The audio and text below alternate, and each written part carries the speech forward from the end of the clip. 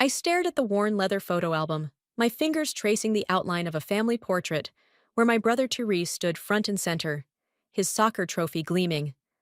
I was relegated to the edge, barely visible, like always. The memory of that day still burns. It was the same afternoon I discovered my college savings account had been drained. My name is Sophia, and I'm about to get married in 3 weeks. But instead of feeling the typical pre-wedding jitters, I'm plotting something that will change my family forever. Sophia, honey, have you finished the seating arrangements? My fiancé Patrick called from the kitchen. His voice snapped me out of my bitter reminiscence. Almost, I replied, closing the album with more force than necessary. Just trying to figure out where to put my parents. Patrick appeared in the doorway, wiping his hands on a dish towel. You know, we could just not invite them. I shook my head. No, they need to be there. They need to see everything. The doorbell rang, interrupting our conversation. It was Paris, my best friend since college, carrying a bottle of wine and wearing her signature concerned expression. Spill it, she said, settling onto my couch. Your text sounded urgent. I pulled out an envelope from my desk drawer. Cream-colored, expensive paper, with elegant gold lettering. I received this yesterday, from Aunt Stella. Paris's eyes widened. The infamous Aunt Stella? The one your parents never talk about? The very same. I handed her the invitation. She wants to meet me for lunch tomorrow, says she has an opportunity to discuss. Your parents will flip if they find out, Paris warned, pouring 3 glasses of wine. They're too busy fawning over Tyrese's latest coaching gig to notice what I'm doing, I said, the bitterness seeping into my voice. Did you know they took $50,000 from my college fund for his training program in Europe? Patrick sat down beside me, his hand finding mine. Tell them about the scholarship letter. I took a deep breath. Yesterday, I found a letter from 2015 in Dad's old office files. I'd won a full scholarship to architecture school, but they never told me. They let me believe I had to take out loans because my college fund was empty. Paris nearly choked on her wine. Are you serious? Dead serious. They hid it because they thought architecture was a man's profession and wanted me to pursue teaching instead. I stood up, pacing the room. All those nights I worked double shifts at the cafe, all those years of crushing student debt, and I had a full ride waiting for me. What are you going to do? Paris asked. I picked up Aunt Stella's invitation again. That's what tomorrow's about. Stella was always different from the rest of the family. She built her own business, never married, lives life on her terms. They called her the black sheep, but maybe she was just the only one brave enough to break free. My phone buzzed. A text from Mom. Don't forget, Tyrese's game is this Sunday. The whole family needs to be there to support him. I showed the message to Paris and Patrick. 7 years after graduating, and I'm still invisible. I landed the Richardson project last week, the biggest sustainable design contract our firm has seen. And when I told them, Mom just asked if I'd bought my brother a wedding gift yet. Sophia, Patrick said softly, whatever you're planning with Stella tomorrow, I'm with you. Paris nodded in agreement. Me too. It's time they realized what they've done. I walked to the window, watching the city lights flicker in the distance. I used to think if I worked hard enough, achieved enough, they'd finally see me. But now I understand. They never will. Not unless I make them. The invitation felt heavy in my hand, like it carried the weight of all my suppressed anger and hurt. Tomorrow, I would meet the aunt I'd been warned about my entire life, the woman who dared to challenge the family's suffocating traditions. My phone buzzed again. Another text from Mom. Have you started looking into teaching positions yet? It's not too late to change careers, dear. I didn't reply. Instead, I opened my laptop and pulled up my bank statements from 2015, the ones showing the sudden disappearance of my savings. Next to it, I placed the hidden scholarship letter. 7 years of receipts, documents, and proof of their betrayal, all meticulously preserved. Paris, I said, turning to my best friend. Remember when you said revenge is a dish best served cold? She nodded, a slow smile spreading across her face. Well, I think it's time to take it out of the freezer. I picked up Stella's invitation one more time. Tomorrow, I start planning the wedding of their dreams and their worst nightmare. Patrick wrapped his arms around me from behind. Are you sure about this? I leaned back into his embrace, watching our reflection in the window. I've never been more sure of anything in my life. As if on cue, my phone lit up with one final text from Mom.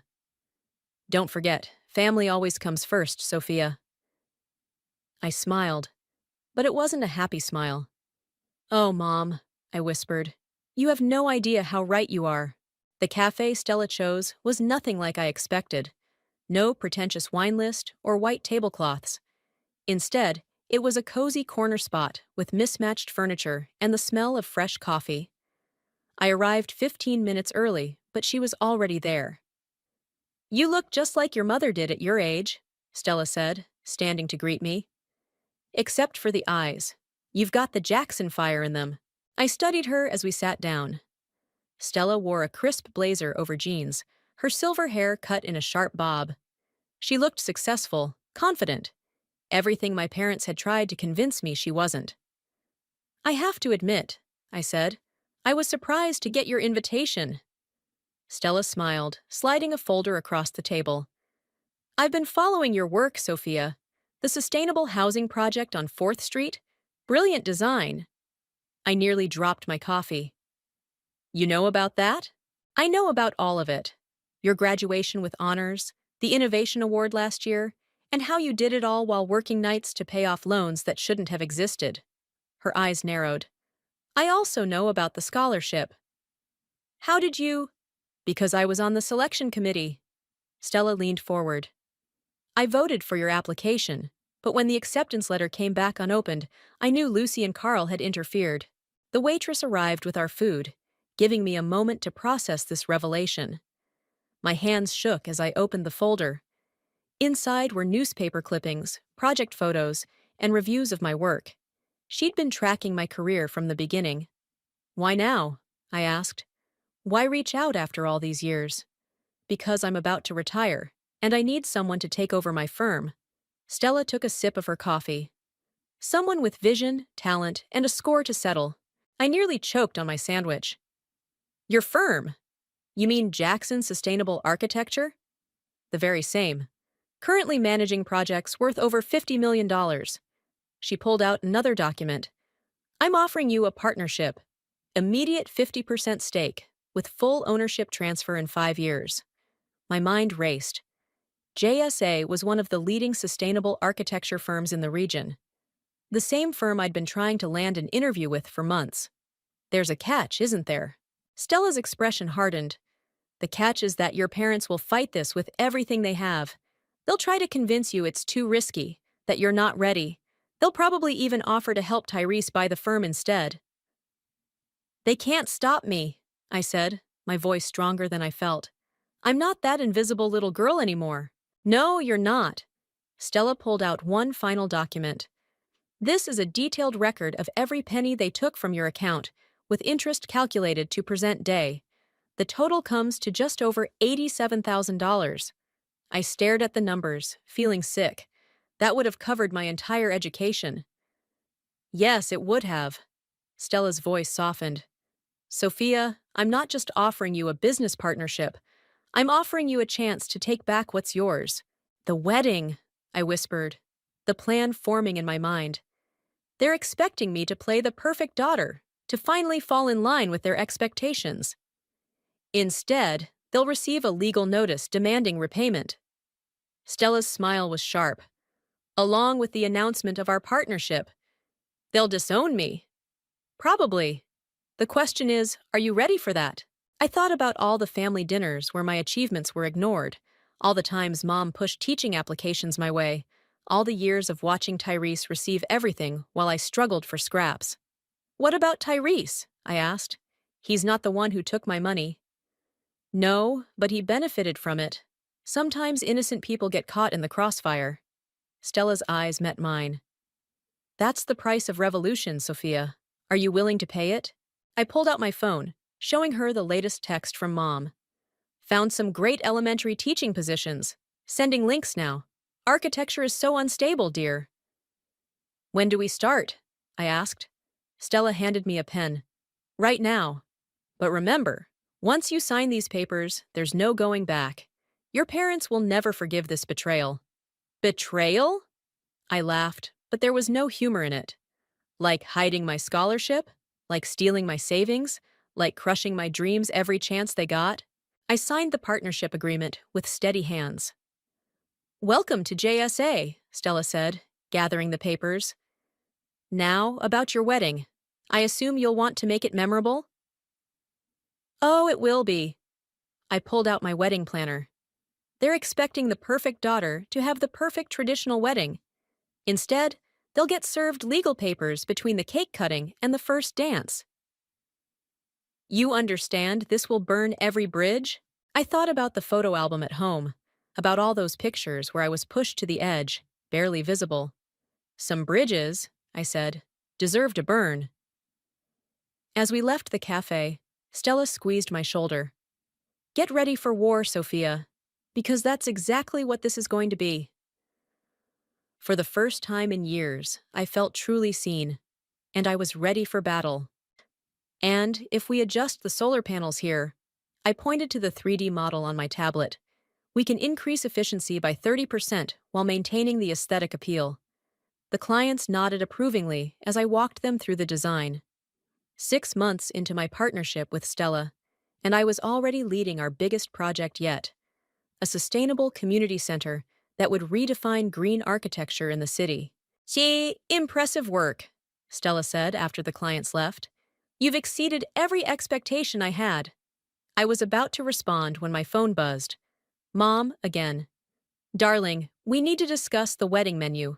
Your father insists on traditional choices. None of that vegetarian nonsense. Speaking of expectations, I muttered, showing Stella the message. 2 weeks until the wedding, she reminded me. Are the papers ready? I patted my desk drawer. All prepared. Patrick's lawyer reviewed everything yesterday. The intercom buzzed. Sophia, your brother Tyrese is here to see you. My heart stopped. I hadn't seen Tyrese since announcing my engagement 6 months ago. Stella squeezed my shoulder before leaving the office. Tyrese walked in, looking uncomfortable in his coaching outfit. Nice office, sis. Really nice. What are you doing here, Tyrese? He sat down, fidgeting with his car keys. Mom and Dad don't know I'm here. They think I'm at a training session. Of course they do. I kept my voice neutral. What do you want? I saw the announcement in the business section. You and Aunt Stella? He leaned forward. Sophia, do you know what you're doing? You mean succeeding? Building something meaningful? Or are you worried I'm not teaching kindergarten like Mom wanted? That's not fair. Teresa's face flushed. I never asked them to favor me. No, you just accepted everything they gave you. My everything. He fell silent, staring at the awards displayed on my wall. I didn't know about the scholarship, Sophia. I swear. But you knew about my savings. I pulled out the bank statements. You knew where your European training money came from. Ha! I was 19! His voice cracked. They said you agreed to it, that you wanted to help your little brother achieve his dreams. And you believed them? I stood up, walking to the window. Did you ever once ask me? I'm asking now. Tyrese joined me at the window. What are you planning, Sophia? Mom's been crying about how you're pulling away, how you won't let her help with the wedding. I laughed. Help? You mean control? Did she tell you she tried to change my venue booking to her church? Or that she's been calling my caterer behind my back? She means well. Stop defending them! I spun around. Just once, Therese. Whose side are you really on? He stepped back, surprised by my outburst. There shouldn't be sides in a family. There have always been sides. I was just too blind to see it before. I returned to my desk, pulling up the community center designs. Look at this. Really look. This is who I am, what I was meant to do. Not teaching, not being the perfect daughter they wanted. Tyrese studied the designs, his expression softening. This is incredible, Sophia. But why Aunt Stella? You know what that will do to Mom and Dad. Because she saw me. Really saw me. I met his eyes. When was the last time they actually saw either of us, Tyrese? Not as extensions of their expectations, but as people. He sank into the chair, suddenly looking tired. The coaching job, it's not what I wanted, never was. But they'd invested so much. Their money, my money. I softened my tone. It's not too late to change paths, you know. Maybe. He stood up, heading for the door. Just, whatever you're planning for the wedding, be careful. They're already suspicious about your success here. Tyrese? I called as he reached the door. When it happens, remember this conversation. He paused. When what happens? You'll see. I turned back to my work. Give Mom my love. Tell her the menu stays as planned. After he left, Stella returned. Everything okay? I pulled out the legal documents from my drawer. He suspects something, but he won't warn them. How can you be sure? Because for the first time, I saw my brother instead of their golden child. I added the final signature to the papers. He's as trapped as I was. My phone buzzed again. A text from Patrick. Wedding planner called. Your mom tried to change the flowers to traditional roses. I smiled, typing back. Tell her the sustainable wildflower arrangements stay. 2 weeks until showtime. Stella picked up the legal documents, checking the signatures. You know, there's still time to back out. We could find another way. I looked around my office. My designs on the walls, my awards on display, my name on the door. Everything I'd achieved despite them, not because of them. No, I said firmly. They chose their path 15 years ago when they stole my future. Now I'm choosing mine. The sun was setting over the city, casting long shadows across my office. In 2 weeks, I would walk down the aisle, but not as the daughter they expected. I would walk as myself, finally, unapologetically myself, and they would never see it coming. They're here, Paris whispered, nudging me as my parents walked into the restaurant.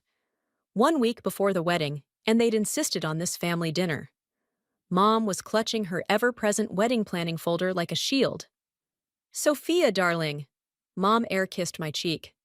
We have so much to discuss. The church called again about changing the venue. The venue is final, Mom. I signaled the waiter for wine. Everything is final. Dad settled into his chair, frowning at Patrick. Still time to reconsider the prenup, son. Family money needs protection. What family money? I muttered, earning a sharp look from Mom. Patrick squeezed my hand under the table. Actually, Carl, we've handled all the legal aspects already. Without consulting us? Mom's voice rose an octave. Sophia, that's not how things are done in this family. The waiter arrived with wine, providing a brief respite from the tension. I watched Mom flip through her folder, marking pages with sticky notes. Now, about the seating arrangement, she continued. I've moved your Aunt Stella to the back corner. We can't have her making a scene. Stella stays at the main table, I interrupted. She's my business partner. The silence that followed was deafening. Dad's knuckles turned white around his water glass. Business partner? He leaned forward. What exactly does that mean? It means I'm now co-owner of Jackson Sustainable Architecture. I met his gaze steadily. Has been for 6 months. Mom's folder slipped from her hands, scattering papers across the floor. That woman has poisoned your mind. First architecture, now this? When will you stop fighting your natural path? My natural path? I laughed. You mean like teaching? Or maybe you'd prefer I just stay home and plan dinner parties? Sophia, Patrick warned softly, but I was beyond stopping. Did you know, I continued, that Therese came to see me last week? He told me something interesting about his coaching career. Leave your brother out of this, Dad snapped. Why? Because he might tell me how miserable he is? How he never wanted to be a coach in the first place? Mom's face paled. That's not true. Tyrese loves coaching. We invested everything in his career. My everything, I corrected. My savings, my scholarship. We did what was best for the family, Dad insisted. Someone had to have a reliable career. Patrick stood up suddenly. I need some air. Sophia? I followed him to the restaurant's terrace, leaving my parents to stew. The night air was cool against my flushed cheeks. You okay? Patrick asked, pulling me close. They still don't see it. I pressed my face into his shoulder. They still think they did nothing wrong. Are you having second thoughts about the wedding plan? I pulled back, looking at the city lights. No, but I'm scared, Patrick. What if this breaks everything beyond repair? Some things need to break to be rebuilt properly. He turned me to face him. Like those old buildings you renovate, sometimes the foundation is too rotten to save.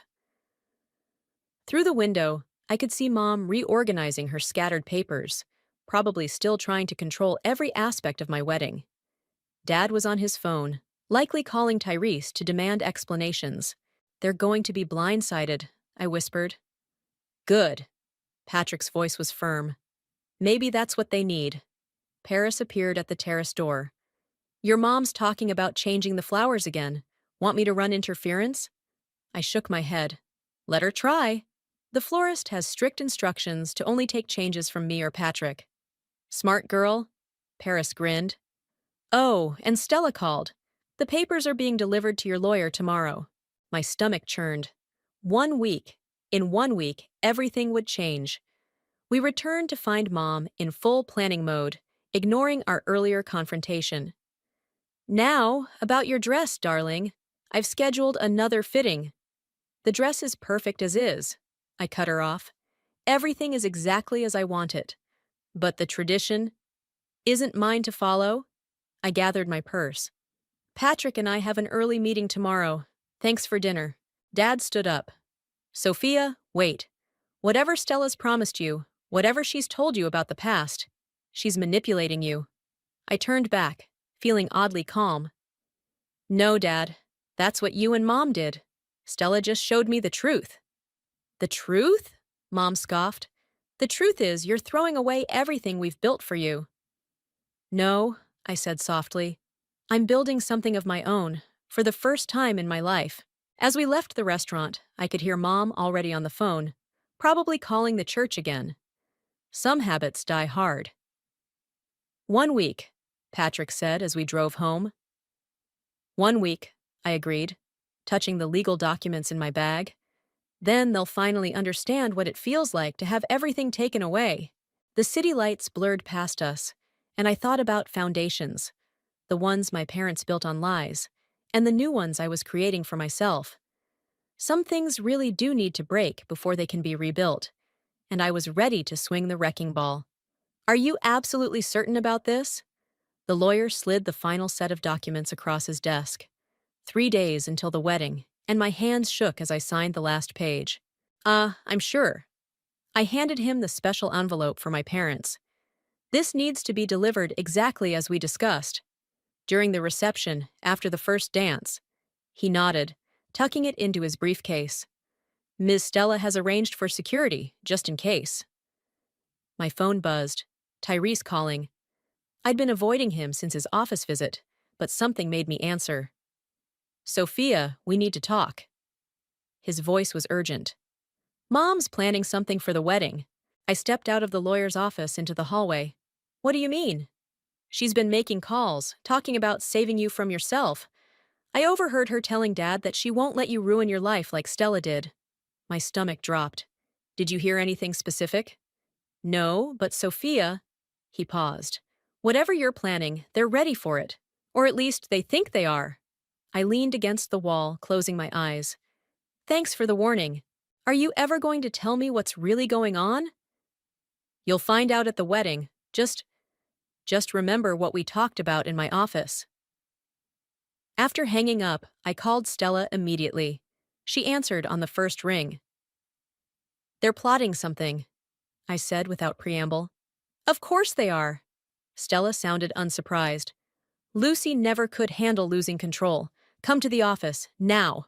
30 minutes later, I sat in Stella's office while she paced, her heels clicking against the hardwood floor. We need to adjust the timeline, she said. Move everything up. The documents need to be delivered during the ceremony, not the reception. During the ceremony? I stared at her. That's so... Public, dramatic, perfect? Stella stopped pacing. They're expecting something at the reception. They'll be prepared, composed, ready to counter whatever we do. But during the ceremony, the door opened and Paris rushed in, out of breath. You need to see this.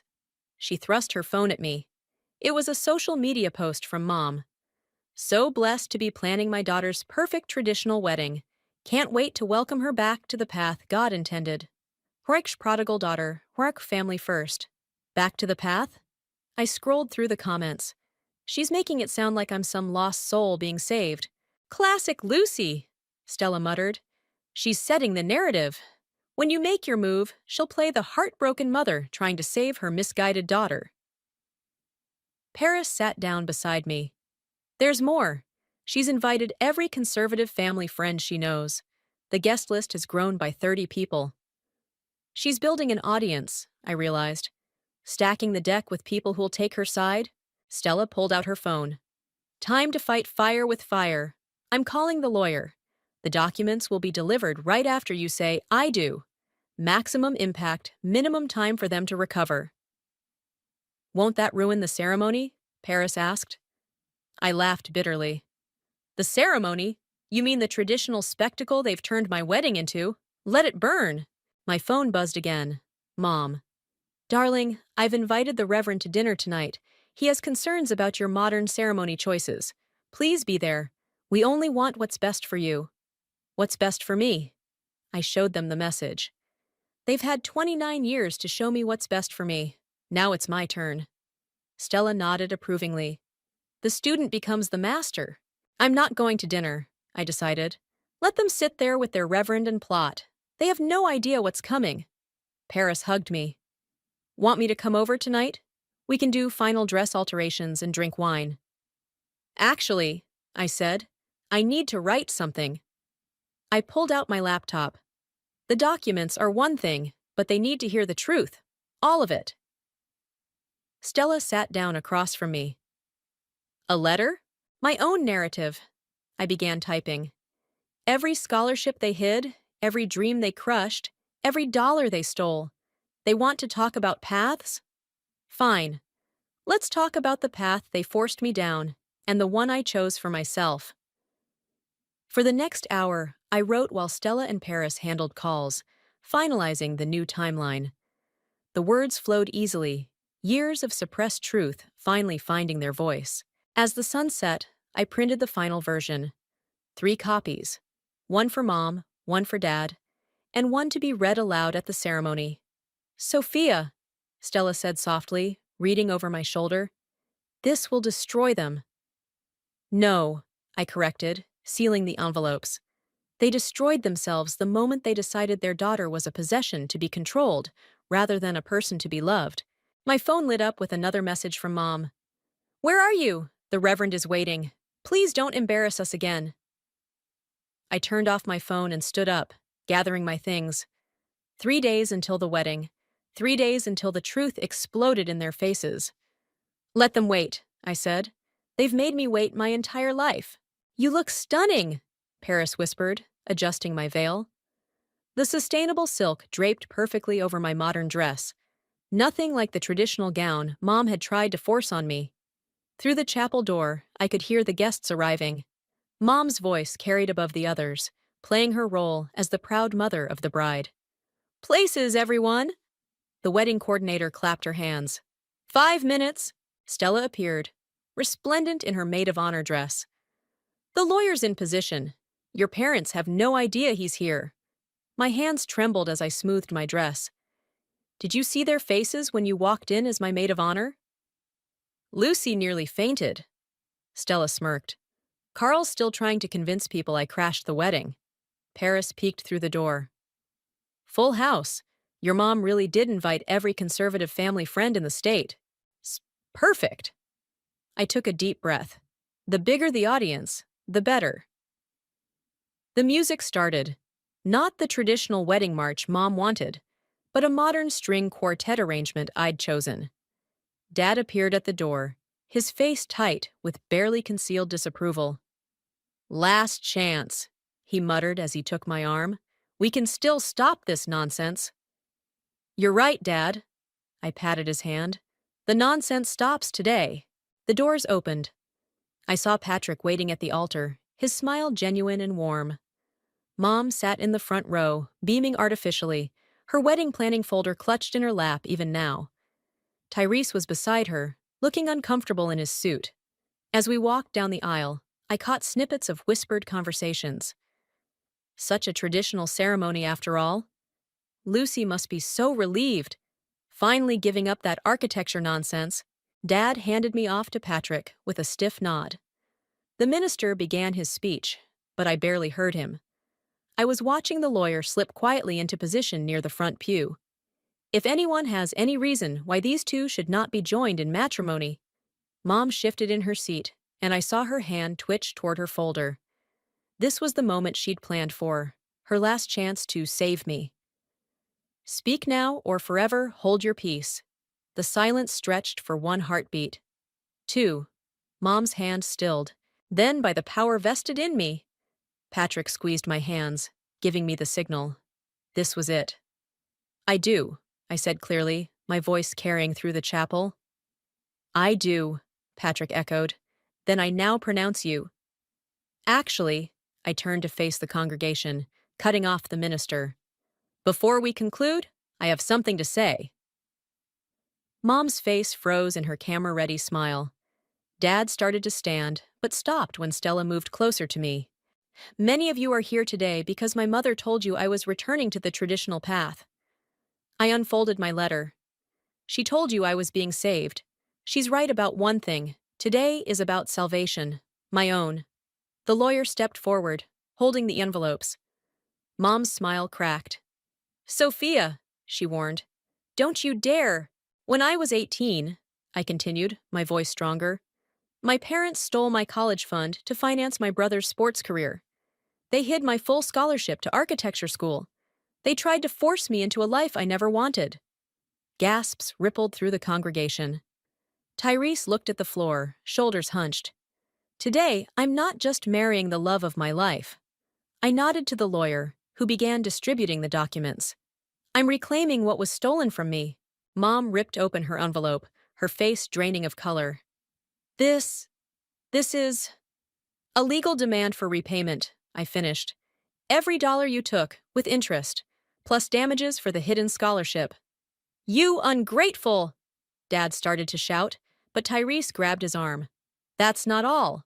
I turned to Stella. I'm also announcing my partnership in Jackson Sustainable Architecture. The firm you always warned me about, I'm now co-owner. The whispers turned to shocked murmurs. Mom stood up, her perfectly composed facade cracking completely. You planned this, she hissed. You turned our daughter against us. No, Mom. I stepped down from the altar. You did that yourself. Every time you dismissed my dreams, every time you chose Tyrese over me, every time you tried to force me into your perfect little box. Security, Stella called softly, and 2 men appeared at the ends of the aisle. You're making a scene, Dad growled, trying to approach me. No, Patrick said, stepping between us. You made the scene, for 29 years. Now you get to watch your daughter choose her own path. I turned back to the minister. Please continue with the ceremony. Sophia, please, Mom's voice cracked. We can fix this. We can... No, Mom, you can't fix this, but you can pay for it. I faced Patrick again. Shall we finish getting married? The minister, looking slightly shell-shocked, cleared his throat. By the power vested in me. As he pronounced us husband and wife, I heard Mom collapse into her seat, sobbing theatrically. Dad was still staring at the legal documents, his face purple with rage. But for the first time in my life, their reactions didn't matter. I kissed Patrick as the string quartet played, and in that moment, I was finally, completely free. The war was over, and I had won. The reception hall buzzed with conflicting energy, half the guests celebrating, the other half huddled in shocked clusters, whispering about the ceremony's dramatic turn. I stood with Patrick near the cake, accepting congratulations from those who weren't too scandalized to approach. Sophia! Tyrese's voice came from behind me. We need to talk, now. I followed him to a quiet corner, Patrick's supportive gaze following us. Tyrese looked different, older somehow, the weight of the day evident in his stance. Did you know? I asked before he could speak. About the scholarship? No. He ran a hand through his hair. But I knew something was wrong. The way they pushed me into coaching, the constant pressure to succeed. I thought it was just their dream for me. It was their dream, all right, funded by my future. Whack, I should have asked questions. He leaned against the wall. But they had an answer for everything. When I wanted to study literature instead of sports management, Dad said we couldn't afford 2 college tuitions. Now I know why. A commotion near the entrance drew our attention. Mom was trying to rally support among the guests, her voice carrying across the room. Can't you see what that woman has done to our family? Stella has poisoned my daughter's mind. Mom's playing the victim, I observed, right on schedule. There's something else you need to know. Tyrese lowered his voice. Last year, when the coaching position opened up, I told them I wanted to quit. Dad threatened to expose some financial irregularities in my training program accounts. I straightened. What irregularities? The money they took from you? It didn't all go to training. He pulled out his phone, showing me a spreadsheet. They used some of it to cover Dad's gambling debts. I found the records when I was helping Mom organize the home office. The room seemed to spin. They stole my money to cover gambling debts? That's why they're so desperate to maintain control. If this goes to court. He trailed off as Dad approached, his face dark with anger. You've had your fun, Dad growled. Now it's time to end this circus. Or what? I challenged. You'll expose Tyrese's financial records? Tell everyone where my money really went? Dad's face paled. What are you talking about? The gambling debts, Dad. The creative accounting. Did you really think it would stay hidden forever? You told her? Dad turned on Tyrese. After everything we did for you? Everything you did for me? Tyrese laughed bitterly. You mean everything you forced me to be? Everything you stole from my sister to cover your mistakes? Stella appeared at my side, her presence steady and strong. Is there a problem here? Stay out of this, Dad snapped. You've caused enough damage. Actually, I said, Stella's the only one who helped me build something instead of stealing from me. Unlike my loving parents, who used my college fund to cover illegal gambling debts, the nearby guests fell silent, all pretense of not listening abandoned. Mom hurried over, panic breaking through her composed facade. Sophia, please, she begged. We can discuss this privately, as a family. Family? I gestured around the room. You mean the audience you gathered? The people you invited to watch me return to the path? Well, they're here now. Let them hear everything. You wouldn't, Dad threatened. Try me. I turned to address the watching crowd. Would anyone like to hear about how my parents committed fraud, or how they blackmailed their own son to keep him in a career he hates? Stop! Mom grabbed my arm. Think about what you're doing to this family. Let go of her. Patrick's voice was steel as he separated us. The only thing Sophia's doing is telling the truth. Tyrese stepped forward. And she's not alone anymore. The silence that followed was deafening. Dad looked from me to Tyrese, seeing for the first time that he'd lost control of both his children. You have 24 hours, I said quietly. Either you arrange repayment of my money, or I'll file charges for fraud. Your choice. You would send your own father to jail? Mom whispered. You would steal your own daughter's future? I countered. Stella cleared her throat. I believe the bride and groom have a first dance scheduled. Shall we give them the floor? The guests parted as Patrick led me to the dance floor. Over his shoulder, I watched my parents retreat to a corner, their perfect family facade finally shattered. You okay? Patrick whispered as we danced. I think so. I looked at Therese, who stood with Stella, both of them watching our parents with clear eyes. Sometimes the truth hurts more than the lies, but at least it's real. And now? Now we build something new? I smiled up at him. Something honest. The music played on, and for the first time, I felt truly whole. Not because of revenge or justice, but because the truth, All of it was finally in the light. And in that light, I could see the path forward clearly at last. The check landed on my desk with a soft thud. I stared at the amount, every penny they'd taken, plus interest. Mom stood across from me, her designer purse clutched tight, her face a mask of carefully controlled emotion. "There," she said. "It's done. Are you happy now?" This was never about happiness. I picked up the check, examining the signature. It was about justice. Justice! She sank into the chair across from my desk. "You destroyed our family for justice?" "No, Mom. You destroyed our family for control." I gestured to my office, to the awards on the wall, to the blueprints spread across my desk. "Look around. This is who I am. Who I always was, if you'd bothered to see it. I see an ungrateful daughter who—" "Who what?" I interrupted. "Who succeeded despite you. Who refused to be broken." A knock at the door saved her from responding. Tyrese entered, carrying a cardboard box. "Found these in Dad's study," he said, placing the box on my desk. "All your old architecture competition certificates. The ones they said got lost in the move." Mom's face crumpled. "Tyrese, not you too." "Yes, me too." He sat down beside her. "I quit coaching yesterday, enrolled in a literature program." "But your father can't blackmail me anymore." Therese smiled. "Sophia made sure of that." I pulled out the certificates one by one. Elementary school design competitions, high school awards, the scholarship letter, physical proof of the path they'd tried to erase. "We did what we thought was best," Mom whispered. "No." I met her eyes. "You did what was easiest. Forcing us into your mold was easier than accepting who we really were." "And now?" She looked around my office again, but this time I saw something different in her expression. Not anger or disappointment, but confusion. Maybe even a hint of recognition.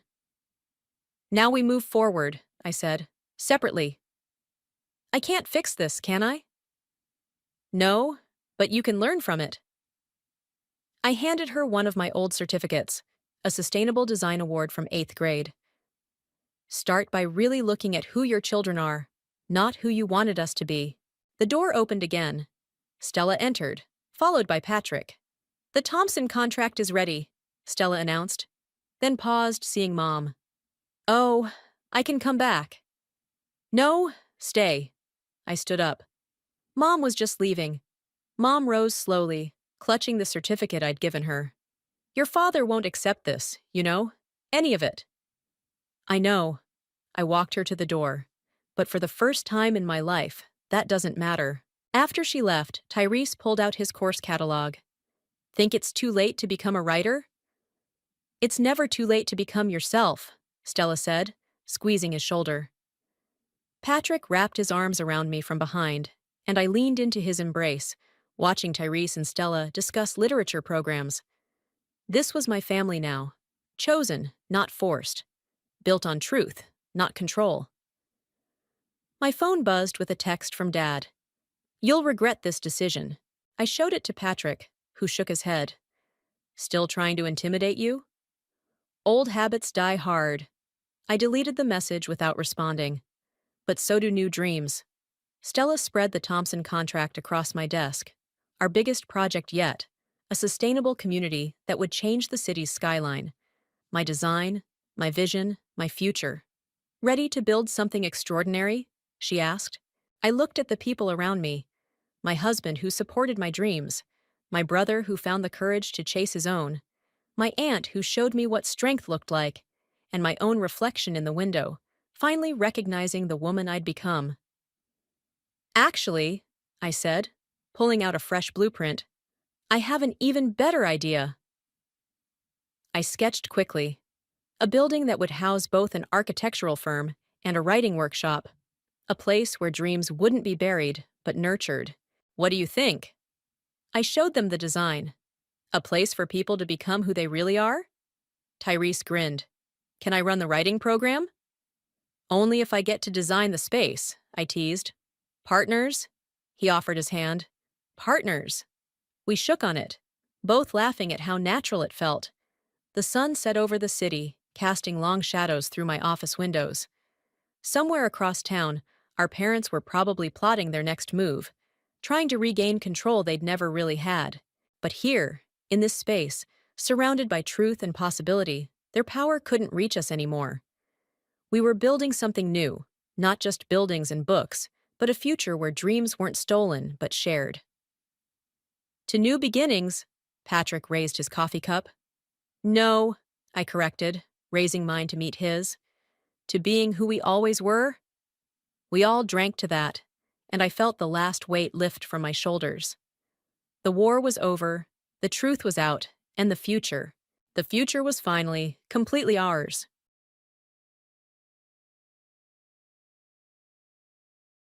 My name is Christina Anderson, and I'm 25 years old. To the outside world, I might look like just another office worker, but that's merely a facade. Every morning at 5 a.m., before the dawn breaks, I wake up. Before taking care of my grandmother and my beloved dog Alex, I open my laptop to check the global stock markets. This has been my daily routine since I was 15. My mother taught me how to read the market, saying, "Behind every number, there's always a person." My earliest memory is from my 5th birthday. Late at night, after everyone had gone to sleep, my mother secretly took me to her study. "Christina, read this," she whispered, handing me a business newspaper. Puzzled, I stared at the pages filled with large numbers.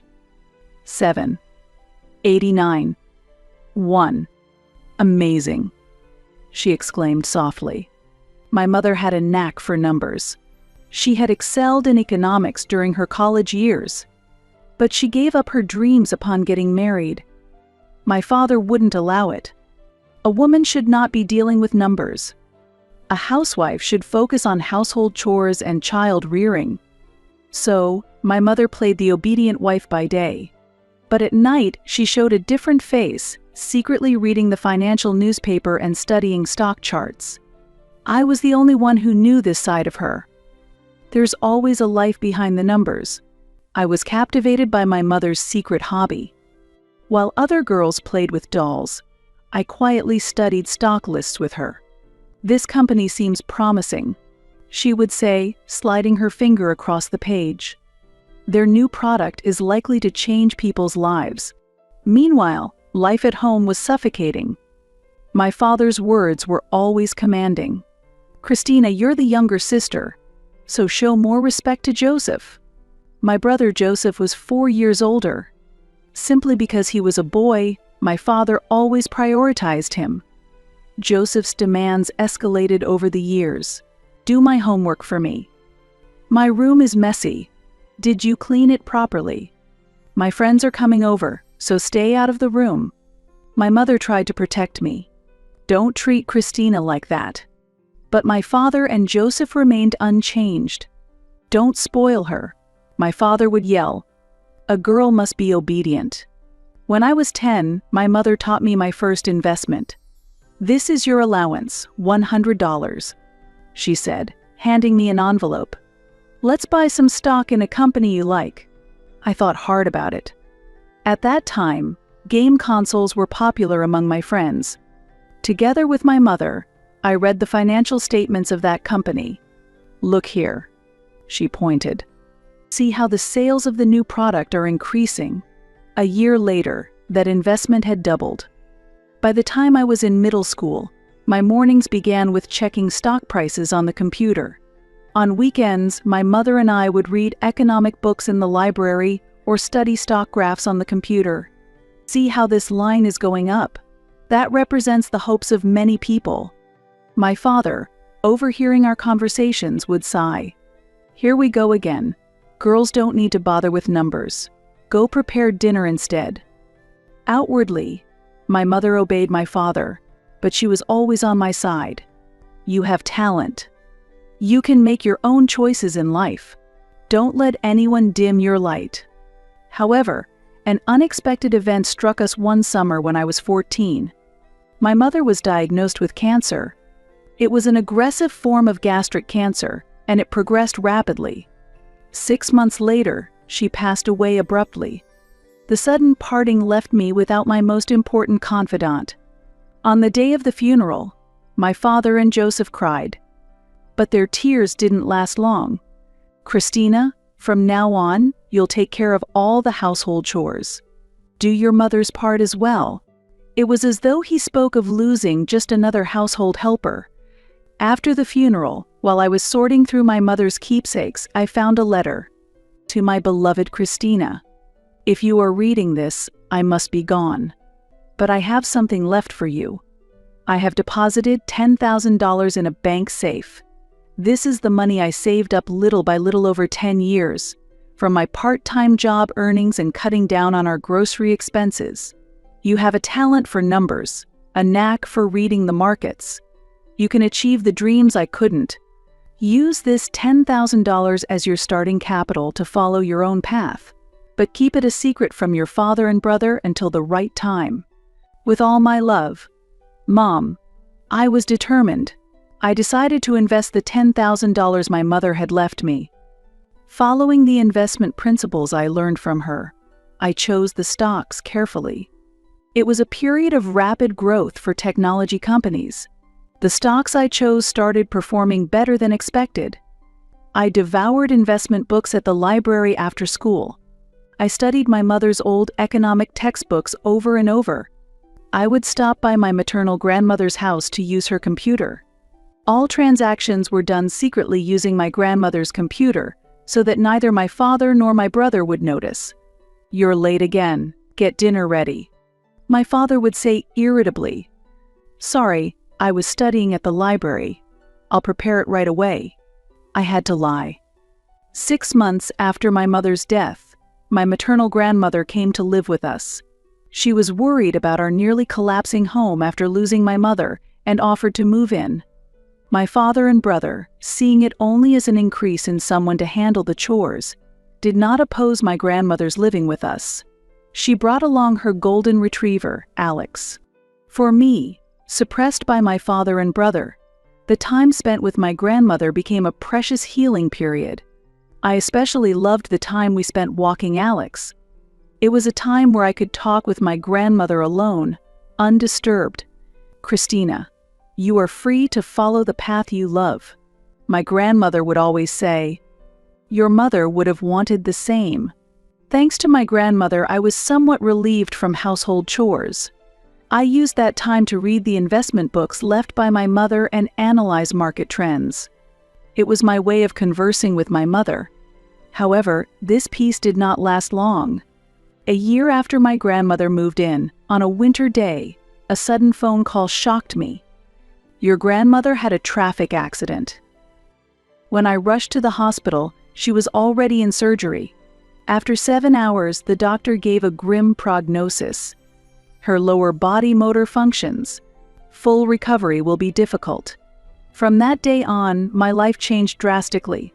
"Christina, you're in charge of looking after Grandma," my father said without mercy. "I'm busy with my studies." My brother stated indifferently, "Household chores, caring for my grandmother, looking after Alex." Everything fell on my shoulders. I woke up at 4 a.m. to help my grandmother change and prepare breakfast, take Alex for his morning walk, and make breakfast for my father and brother. After returning from school, I immediately took care of my grandmother and did household chores until midnight. In between, I continued to study investments. "Christina." My grandmother would often cry at night.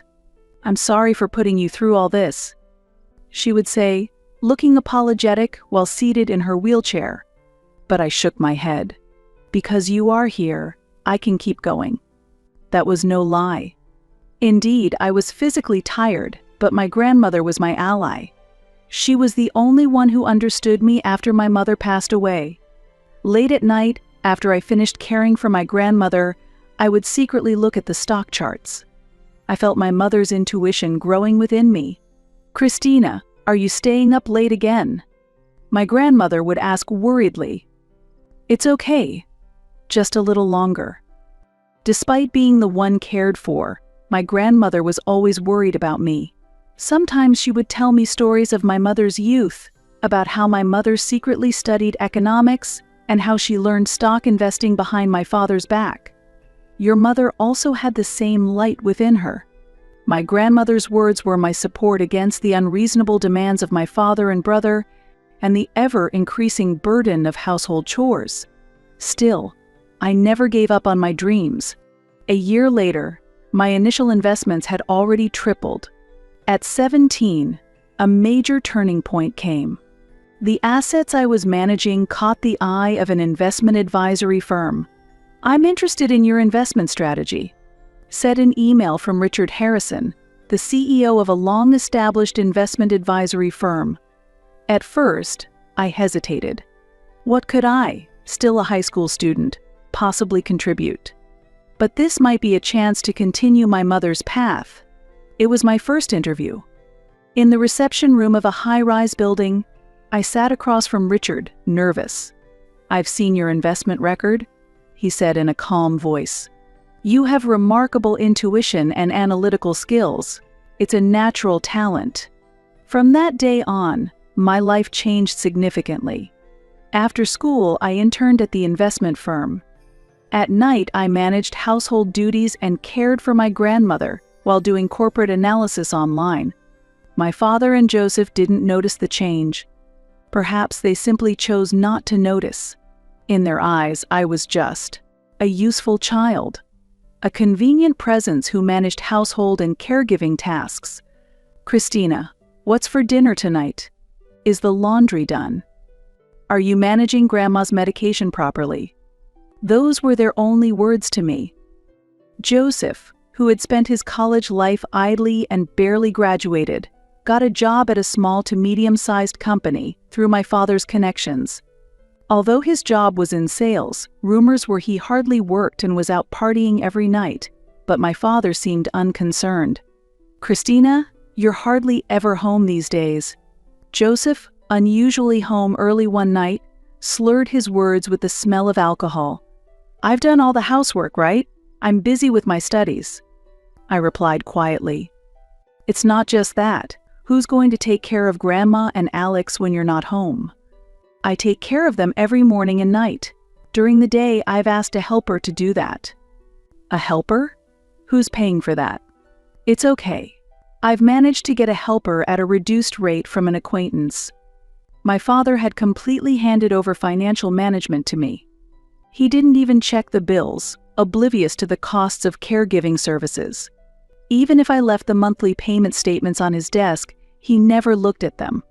In fact, I had already earned enough from my investments.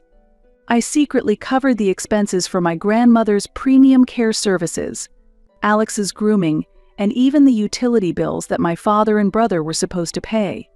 Unbeknownst to them, I was the one supporting our household finances. But I never spoke of it to my family, believing they wouldn't understand even if I did.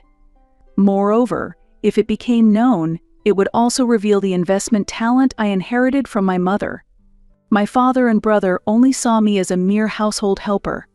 They could never understand my true self. By the time I was graduating high school, my managed assets had exceeded $1 million. I decided not to pursue college and instead accepted a job offer at Richard's company. It was spring, just before my high school graduation, when my father unexpectedly showed interest in my future. "Christina, what are you going to do after you graduate?" he asked during dinner one day. He probably asked because he saw the graduation ceremony invitation. It's already been decided. In reality, I already had a job lined up at the investment advisory firm after graduation, a decision made by Richard to rejuvenate the company. "Oh, where?" "At Nova Quantum Capital." My father tilted his head. "What's that? Never heard of it." "It's an investment advisory firm. I'll be working under the CEO, Richard Harrison." "Ah, some small company then." My father lost interest and resumed eating. Joseph snickered. "New employees have it tough. You didn't even go to college. You can still handle the housework as usual, right?" His condescending attitude made me quietly sigh. Nova Quantum Capital was one of the fastest-growing investment firms, yet they didn't even know the name. "Of course I'll take proper care of Grandma. And don't forget Alex's walks. "And doing the laundry," Joseph commanded. "I know." My father indifferently opened the newspaper, and Joseph started fiddling with his smartphone.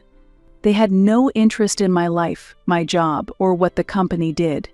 Their only concern was whether I would continue to perfectly manage the household, caregiving, and pet care as I always had. That night, as I read investment books in my grandmother's room, she whispered softly, "I read about your company in the newspaper. It's an impressive company, isn't it?"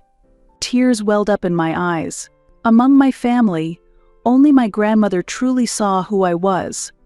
By that time, I had secretly started preparing to establish my own company, a new investment platform centered around AI. I wanted to create a system where everyone could have fair access to investment opportunities, realizing my mother's dream with modern technology. I felt that this was my mission. "Christina, you have talent. I hope you continue to energize this industry," Richard had always told me after I joined the firm. He supported my dream of starting my own company. And at his company, I built my track record and capabilities. I developed an AI-powered investment analysis system and created new financial products using blockchain technology. I launched project after project, each becoming a success. Industry papers called me the youngest investment prodigy. On my 20th birthday, I established my own company. The name was Horizon Investment Technologies, chosen to reflect looking towards the future beyond the horizon. Richard gladly acknowledged my independence. "You'll surely carve out a new era." The funding for the company came from the profits of my past investments. My departure from Nova Quantum Capital to start my own venture became somewhat of a news item in the industry. During the press conference for my company's launch, a reporter asked, "Aren't you too young?" I smiled and replied, "Age is just a number. What matters is how much you can contribute to society, and I plan to demonstrate that through numbers." This was covered on some economic TV shows. However, my family remained oblivious. My father and brother, uninterested in economic news, still believed I worked as an ordinary employee in a small company. "Christina, what's for dinner tonight?" That was the usual daily routine. Only my grandmother quietly watched over me. "You're just like your mother. You have the same light." A year after the establishment of my company, my AI investment system was revolutionizing the market. It has lowered the barriers for individual investors. AI curbs emotional investment decisions by humans, establishing new standards for socially responsible investments. Praised the economic magazines as my company rapidly grew. We surpassed 100 employees, and our managed assets broke through $1 billion. One morning, Joseph burst into the house, excited. "Everyone, I have a big announcement." He addressed all of us gathered in the living room. "Listen, I'm engaged to Tiffany." Tiffany was the woman he had been dating for about 6 months. Their meeting at a mixer half a year ago had greatly impressed Joseph, especially since she worked for a major pharmaceutical company and her father was a doctor. Joseph must have felt a need to impress Tiffany. "Actually, I'm an executive at a big company." He had lied initially. As his relationship with Tiffany progressed, his lies grew. "Our company's sales this quarter are the highest ever. Next month, I'm going to Singapore to set up a new branch. I have over 100 subordinates, so I barely have time to rest." In reality, he was just a salesperson at a small company, and near the bottom in performance, hardly serious about his work. But in front of Tiffany, he acted like a different person, taking her to high-end restaurants and gifting her brand-name products, all financed through consumer loans. "Joseph is really amazing," Tiffany had said, and though it pained him, Joseph had continued to pile on the lies. "Actually, I've just been promoted to vice president. I'm thinking of buying an apartment.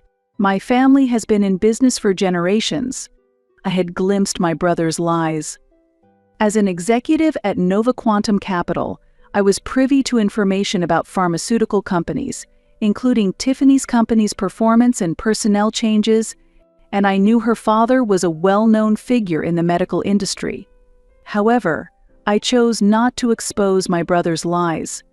Eventually, everything would come to light, likely sooner than I expected at that time. "Congratulations." I responded nonchalantly. "We've decided to have the wedding in Hawaii." Joseph continued with a look of pride. My father raised his voice in joy and hugged Joseph. "Wonderful. That's my son." "Christina." Joseph looked at me, his usual arrogance apparent in his gaze. "You have an important job." I silently stared back at him. "Taking care of Grandma and Alex. Someone needs to stay home, right?" My father nodded in agreement. "That's right." "Christina, you are the most suited for this." I looked at my grandmother. Sadness was evident in her eyes. That night I was working in the office. The city's nightscape was visible through the large glass window. My secretary Mandy came in with some documents. "Ms. Anderson, here's the report on the Asian markets." "Thank you." "And Mandy, I have a personal favor to ask." "Yes. Could you book 2 first-class tickets to Hawaii? For my grandmother and me." Mandy smiled. "Of course. And..." She hesitated. "About the matter we discussed earlier. Are you sure you want to cancel all the reservations for Joseph's wedding?" I sighed. "Please do. But don't say it was by my order." 2 months later, I took a deep breath in the limousine heading to the hotel lobby, with my grandmother sitting beside me. My reflection in a pure white summer dress flickered in the window. "Christina, are you nervous?" My grandmother asked kindly. "Yes, a little." I answered honestly. "But I have no regrets now. The plan was perfect." Under my instructions, all reservations for Joseph's wedding had been canceled. The fact that he had been lying extravagantly should already be known to Tiffany's parents. The limousine smoothly pulled up to the entrance of a luxury hotel. The driver opened the door, and I carefully helped my grandmother out of her wheelchair. That's when I saw it. Joseph was frantically making phone calls in the lobby. My father was sitting nearby, sweating. My plan was already taking effect. "What are you doing here?" Joseph noticed me and raised his voice. I slowly took off my sunglasses. "Dad, brother, I arranged all the cancellations." My voice was calmer than expected. "Christina." My father looked stunned. "Shall I explain?" I continued calmly.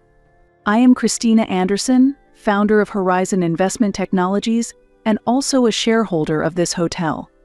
I could see the color drain from my father and Joseph's faces. They were no longer looking at the shadow me.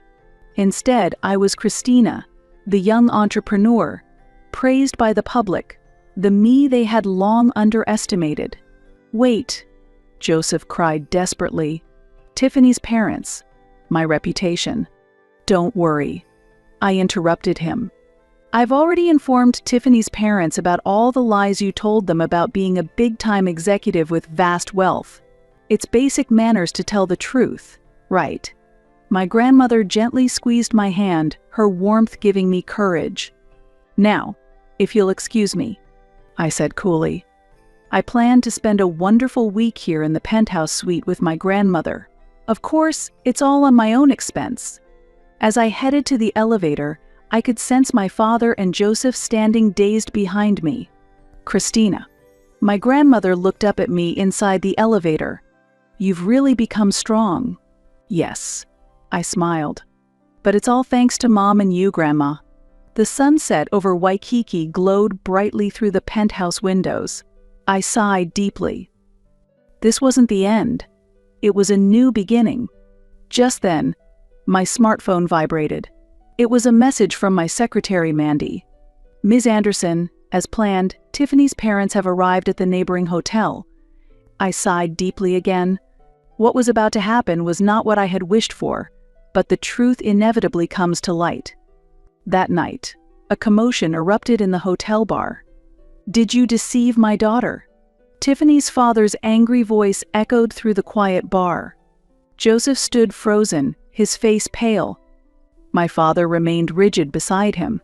From a distance, I watched the scene unfold while sitting at the bar counter, quietly swirling my glass. An executive at a big company, with vast wealth. Tiffany's mother's voice trembled. It was all lies. There's an explanation for this. It's all my sister's fault. Joseph stammered. Blaming your sister. Tiffany stood up, her eyes brimming with tears. You were calculating and lying even before you met my parents, weren't you? My father tried desperately to cover up. Tiffany, my son indeed made some mistakes. This is not a mistake. Tiffany's father interjected. This is fraud. Joseph looked like he might collapse. Tiffany, Enough. Tiffany interrupted him, removed her ring and placed it on the table. I'm calling off the engagement. Tiffany's parents left with stern expressions. We will send the official documents through our lawyer first thing tomorrow morning. I set down my glass and quietly left the bar. When I returned to the penthouse, my grandmother was looking at the moon by the window. Is it over? She asked gently. Yes, I replied, sitting beside her and taking her hand. No one else will get hurt now. The next morning, my father and Joseph left Hawaii early.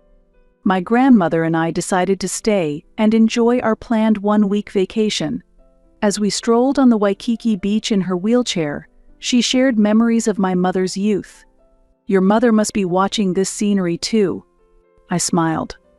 Immediately after returning home, I moved into a new house with my grandmother and Alex. The family home had too many steps and was inconvenient for my wheelchair-bound grandmother. It was the perfect timing, as a barrier-free house had just become available, and I had secretly been preparing for the move. My relationship with my father and Joseph was irreparably damaged. However, that marked the beginning of a new life for me. A few weeks after the events in Hawaii, a letter arrived at my office. It was from my father, including documents from Tiffany's parents' lawyer. Joseph was facing a claim for $50,000 in damages, $78,000 in cancellation fees for the wedding venue, $43,000 for refunds and related costs to guests, and an additional $50,000 in other damages. My father and Joseph must have been shocked by the amount. The next day, my father called. Christina, can we somehow discuss this? I refuse, I said coldly. This is the seed your son sowed. But such an amount, there's no way we can pay. Fraudulent actions have their consequences. I interrupted. His behavior is already the talk of the company. I hung up without waiting for his response. It appears your brother will be dismissed. My secretary Mandy informed me. Tiffany's parents had taken legal action, and Joseph was to be fired from his company. My father also had to leave his company. A father of a fraudster. Rumors had spread, and he found it too awkward to stay. They lost most of their savings, sold the family home, and moved to a cheap apartment in the suburbs. Joseph tried to find a new job, but to no avail. He ended up working part-time at a night bar. Given his history of not saving and spending frivolously, even maintaining a normal life would be challenging. My father, too, unable to find work again due to his age, and with savings running low, had lost all his former dignity. Occasionally, I heard rumors about them. I saw your father waiting for the supermarket's time sale. Your brother works late into the night at his part-time job. I listened indifferently. This was the retribution for their actions. Sometimes, my grandmother worried aloud. I wonder if those boys are all right. Grandma. I held her hand. There are consequences to one's choices. My father and Joseph would struggle for many years to come. The financial penalties were a fitting punishment for their arrogance. I turned my attention to the documents for a new project. There was no longer any need to think about them. I just needed to keep moving forward, following the lesson my mother left me. Behind every number, there's always a person's life. Exactly, Mom. Numbers can sometimes be the most effective avengers.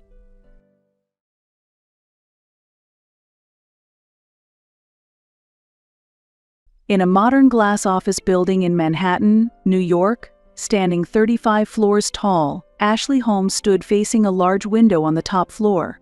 It was December 23rd, at 3 p.m. She silently watched as the falling snow transformed the usually bustling financial district into a quiet, silvery world. Her desk was buried underneath investment analysis reports for the fourth quarter of the year, and her walls adorned with numerous awards as a financial analyst. At 35, Ashley was known as one of the most excellent senior analysts at the investment bank. "Will it really go well tomorrow?" she muttered to herself with a sigh, her usually confident expression wavering. It had been 15 years since her father's passing. During that time, Ashley had immersed herself in her work to sustain herself. Her income of $150,000 and carefully managed savings were proof of her efforts. A new notification appeared on her smartphone. It was the latest Instagram post from her brother Brian, showing off a new Rolex with the caption, "Life is great." #luxurious living. Happy family. Another new watch. Ashley frowned. Her brother had been squandering their father's inheritance as if it would last forever. His wife, Vanessa, was of the same ilk, posting pictures of luxury brand bags and accessories almost daily. Her mother, Hillary, and stepfather, Douglas, also lived a lavish life in an upscale residence in Florida. Ashley had received a call from her mother the night before, as usual, about money. "Ashley, listen," her mother's voice had a saccharine tone. "Brian wants to buy a new car. He needs a down payment." "All right, I'll transfer it again." Ashley responded clearly, having acceded to similar requests many times before. She supported her parents' extravagant lifestyle and assisted her brother financially. From her desk drawer, she took out a photo the last Christmas with her father. The picture was taken in the hospital, and though he was frail, he had a warm smile. "Dad, I'm trying hard," she whispered to the photo before shifting her gaze to a reservation confirmation next to it. The high-end resort in the Aspen Mountains, Skytop Lodge. She had booked 34 suites at $800 per night for the Christmas period, totaling about $10,000. It was a significant decision, even on her income. This trip wasn't just a family vacation for Ashley, it was the last chance to mend her relationship with her family. By bearing all costs and creating time to spend with the entire family, she hoped something might change. The office phone rang. It was a confirmation call from Skytop Lodge. They wanted to make final arrangements for her stay starting tomorrow. Ashley straightened up, switching to her usual professional mode. "Yes, Ashley here. Regarding tomorrow's matter." While on the phone, Ashley looked out the window again. It was a winter afternoon filled with mixed feelings of anticipation and anxiety. In the center of Ashley's room, a Louis Vuitton suitcase was only half packed. On the bed, a dark green cashmere sweater she planned to wear the next day was neatly folded. While not a $30,000 sweater, its high-quality material and simple design reflected Ashley's tastes and life philosophy. "Is this the right outfit?" she murmured, holding the dark green sweater against her chest in front of the mirror. Vanessa always wore the latest designer brands, and her mother had grown to prefer flashy clothes to match Douglas's luxurious tastes. The phone rang. It was William. "Is everything progressing?" His voice carried its usual kindness, tinged with concern. "Yes, mostly," Ashley replied, sounding a bit tired. "I've given the staff at Skytop Lodge special instructions. Contact me immediately if anything happens." William was a renowned hotel chain owner in the U.S., and Skytop Lodge was one of his luxury resorts. They had met at an investors' conference 2 years ago and had been building a steady relationship since. "Thank you. But it'll be okay," Ashley continued as she walked towards the window. "I believe this time will be different. This trip will change something." After hanging up the phone, Ashley sat down on the sofa in her living room. A photo of her last moment with her father was placed on the coffee table. It was 15 years ago, just before her father passed away. In a white hospital room, Her emaciated father had gently held Ashley's hand and said, "You're strong. You're the only one I can trust to take care of the family." With those words in her heart, Ashley had studied relentlessly, graduated from college with excellent grades, and made her way up in the world of finance. She worked as hard as her male colleagues and reached the position of senior analyst at an investment bank in her early 30s. Meanwhile, her brother Brian had dropped out of college following their father's death, and with the indulgence of his stepfather, continued to live off the inheritance. After getting married, he and his wife, Vanessa, maintained a luxurious lifestyle. Ashley's smartphone vibrated with a message from Brian. "You're picking me up tomorrow morning, right? Don't oversleep." His typically arrogant tone came through even in text. Ashley briefly replied, "Of course." She had mixed feelings about using her own car for transportation. Typically, Brian used premium taxi services and hardly ever drove his own car. Looking at the clock, it was already past 10 p.m. She had to pick up her family early the next morning. Ashley sighed as she began to organize the rest of her luggage. Whether it was anticipation for tomorrow, her heartbeat quickened slightly. Looking at her father's photo one last time, his smile seemed encouraging. "Tomorrow will surely go well," she murmured to herself as she headed to the bedroom. It seemed it would take a while to fall into a quiet sleep, with a mix of anticipation and anxiety about the next day. On Christmas Eve morning, Manhattan was enveloped in a silvery world of snow. The clock showed 6 a.m. Ashley woke up before her alarm clock rang.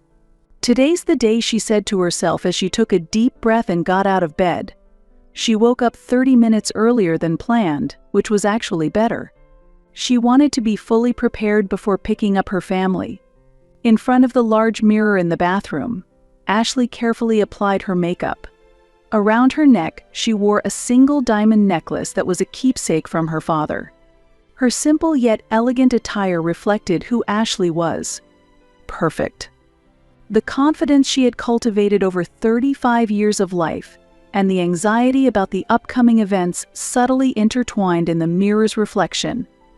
The underground parking garage of her luxury apartment building was quieter than usual. Most residents were probably still asleep on Christmas Eve morning. Ashley's black Mercedes-Benz S550 gleamed under the garage lights. As she started the car, the navigation system displayed the route. The first destination was the upscale apartment on the Upper East Side where her mother and stepfather lived. From there, she would head to Brian and Vanessa's new home in Brooklyn. The roads were clear, but careful driving was necessary due to the snow. When she arrived at the Upper East Side, her mother, Hilary, was already waiting at the entrance of the apartment, dressed in a flashy red coat and holding a large Gucci bag. Her stepfather, Douglas, got into the back seat without a word. "Good morning," Ashley, her mother's voice had a contrived tone, as if greeting a high-end taxi driver. Next, they went to Brian and Vanessa's house in Brooklyn. The couple had recently moved to an expensive area, despite rumors that their inheritance was running low, continuing to keep up appearances. "Ashley, you're late." Brian's voice carried his usual arrogance. Vanessa was dressed in a new Gucci coat, holding a matching bag. Both looked as if they had stepped out of a fashion magazine. With everyone aboard, Ashley carefully took the wheel. Brian sat in the passenger seat, constantly fiddling with his smartphone, probably making another boastful post. The atmosphere inside the car was heavy. Apart from occasional whispers between Hilary and Vanessa, there was hardly any conversation. After about 2 hours of driving, the snow-covered peaks of the Pocono Mountains came into view, breathtakingly beautiful, and eased some of Ashley's tension. "Ah, you can see it now," Brian suddenly exclaimed. The luxurious structure of Skytop Lodge appeared amidst the snowy landscape. The grand building, styled in Italian Renaissance, displayed a stunning harmony with the surrounding nature.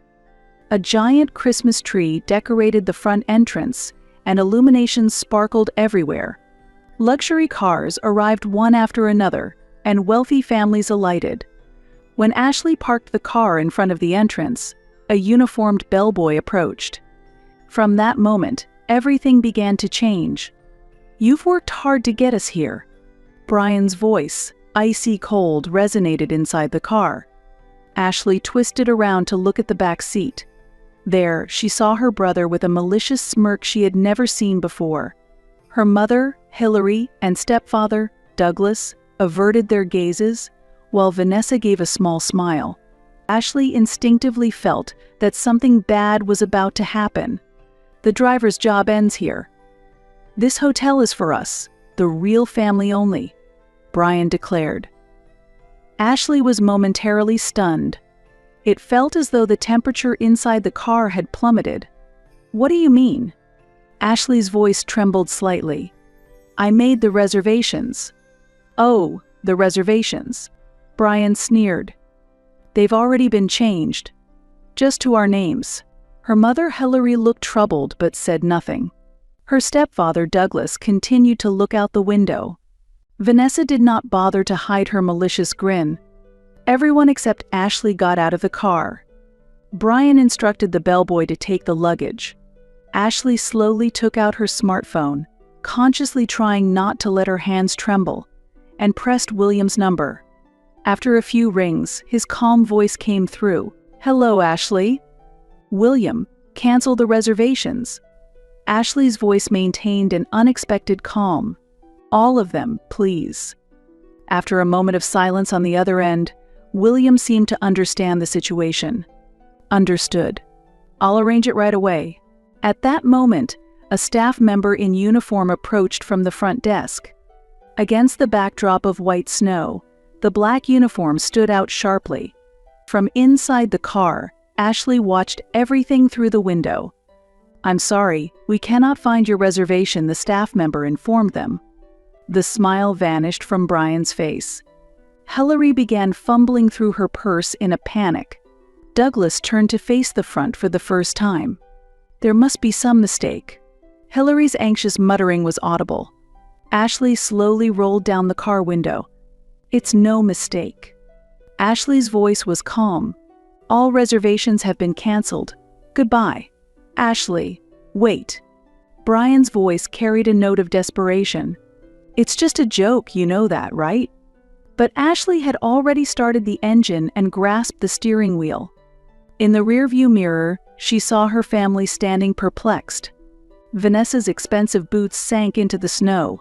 "Ashley." Hillary's voice faded with the wind.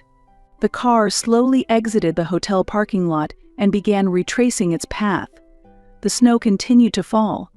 A single tear rolled down Ashley's cheek. It was more a tear of liberation than of sorrow. Her smartphone began to ring. It was Brian calling. She ignored it. Then came a call from Hillary. Ignored as well. Messages started arriving one after another.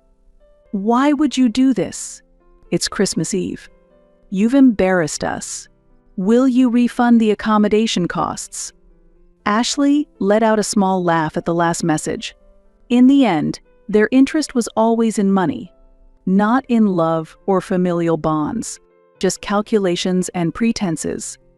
As Ashley drove down the mountain, heading towards the city, she decided not to go to her own apartment, but instead to William's penthouse. She felt a refreshing sense of clarity reflecting from her expression in the rearview mirror. The streetlights gently illuminated the falling snow, adding a peaceful glow to the festive evening. The quietness inside the car, devoid of any passengers in the back seat, was surprisingly comforting. 2 hours later, Ashley's car slid into the underground parking garage of William's penthouse. Stepping into the elevator, she felt a warm sensation spreading inside her chest. It was clear to her that she was headed to the right place. When she opened the door to the penthouse, she was greeted by the warmth of the space and William's presence. The fireplace was already lit, softly lighting up the living room. "Ashley, are you okay?" William asked, his voice filled with deep care. "Yes." Ashley smiled back.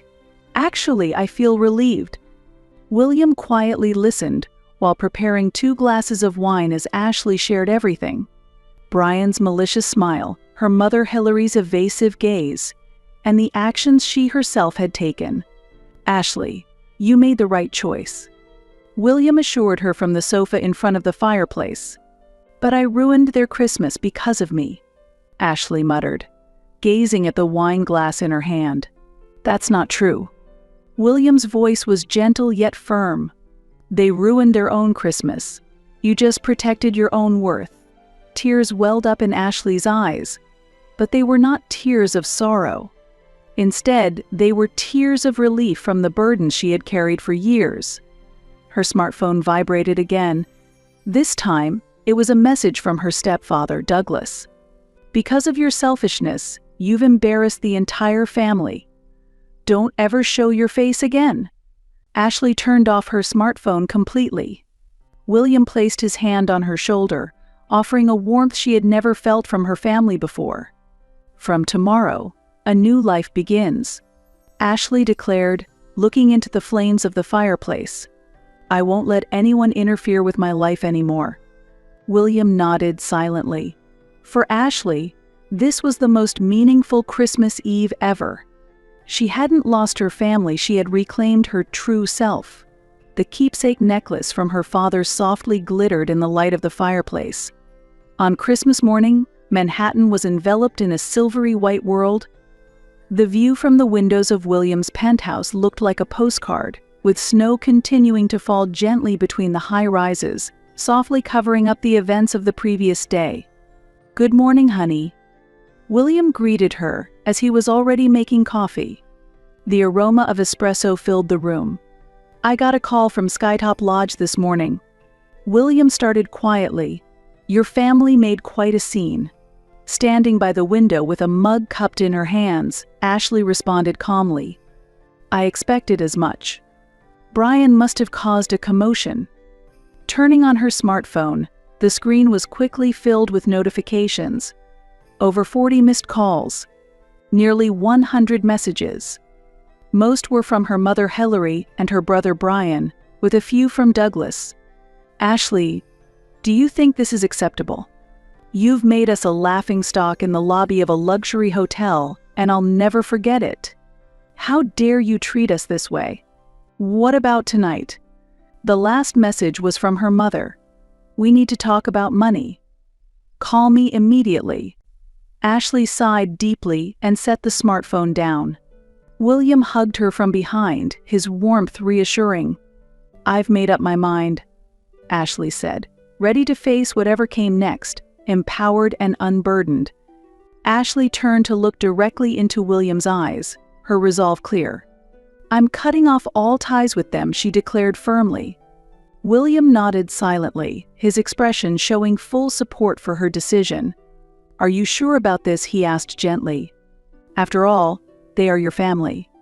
"No, they aren't," Ashley replied with conviction. "A real family understands and supports each other. They were just strangers obsessed with money." The two moved to the breakfast table where William had prepared croissants and scrambled eggs, a simple but heartfelt meal. This was the true happiness Ashley had been seeking. "I have a proposal for you, Ashley," William said, looking earnestly at Ashley. "Why don't we live together?" Ashley was momentarily speechless, the snow quietly falling outside the window. "Let's start a new life here, together," William suggested, his words bringing tears to Ashley's eyes, tears of joy from being freed from the false burdens of family and finding a new, true one. "Yes," Ashley smiled. "That sounds wonderful, William." Just then, her smartphone began to ring again. The screen displayed Mom. But Ashley no longer hesitated. She picked up the phone and completely blocked her mother's number, followed by Brian and Douglas. "I've taken a new step," Ashley said with a clear and bright expression. William responded with a warm smile. In mid-January, not long after the new year, Manhattan was hit by a severe cold wave. From the window of Ashley's office, the cityscape seemed to shiver in the icy north wind. "Mizu Holmes, there's a visitor for you in the lobby," her secretary's voice came through the intercom. "Mrs. Hillary Brown is here." Ashley's hands paused above the keyboard. Hillary Brown. It was the first time she'd heard her mother's name since that Christmas Eve. Understood. I'll be right there, Ashley replied, her voice trembling slightly. In the high-rise building's first-floor lobby, Ashley's high heels echoed on the marble floor as she prepared herself for the reunion with her mother. Her mother was sitting on the visitor's sofa, not in her usual flashy attire, but in a simple gray coat, her makeup subdued, clearly showing signs of fatigue. "May I come in?" Her mother's voice lacked its former arrogance. Ashley nodded silently and led her mother to the elevator. Once they arrived at the office, Ashley gestured for her mother to sit on the sofa in the reception area. Outside, light snow began to dance in the air. "I came here because I needed to talk," her mother started quietly, sitting across from Ashley with a cup of coffee between them. "We've reached our limit." It was exactly as Ashley had expected. Her father's inheritance was nearly depleted after years of extravagant living. Her stepfather's real estate investments had failed, and they were now burdened with debt. Brian was struggling to pay for his new car and was behind on rent. "We need help," her mother's voice shook. "Mom, is this about money?" Ashley asked, her tone calm. "Yes," her mother continued hesitantly. "For the monthly living expenses, Brian's car loan, and—" "Mom, that's enough," Ashley cut her off. "Mom, I'm no longer the family bank. I've chosen to live my own life." Her mother's expression clouded over, a stark contrast to the clear resolve in Ashley's eyes. "But we're family." "What does real family mean, anyway?" Ashley asked quietly. "During Christmas, you all treated me like a chauffeur. You said nothing when Brian gave me that spiteful smile. Is that family?" A heavy silence filled the room. "Listen, Ashley," her mother Hillary said tearfully, "I truly regret what happened that day. But right now, I'm really in trouble. I need your help." Ashley slowly stood up and walked to the window, gazing out at the view. The building that her father once managed could be seen in the distance. "Mom, go home," Ashley said without turning around. "And don't come back again. My life is mine, Ashley." "Goodbye, Mom." Her mother seemed to want to say more but ultimately stood up in silence. The sound of the door closing echoed in the room. Ashley sighed deeply as she returned to her desk and touched her father's keepsake necklace. Strangely, something heavy inside her chest felt a bit lighter. The arrival of spring had transformed the Manhattan scenery. From the window of William's penthouse, the park was alive with blossoms in full bloom. Ashley held her morning coffee and gazed at the scene. "Ashley, what are you thinking about?" William asked gently from behind her. "Just a lot of things," Ashley replied, turning to smile.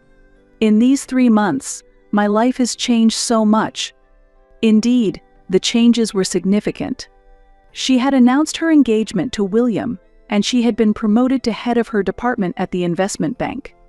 As the leader of a new project team, her talents were fully recognized.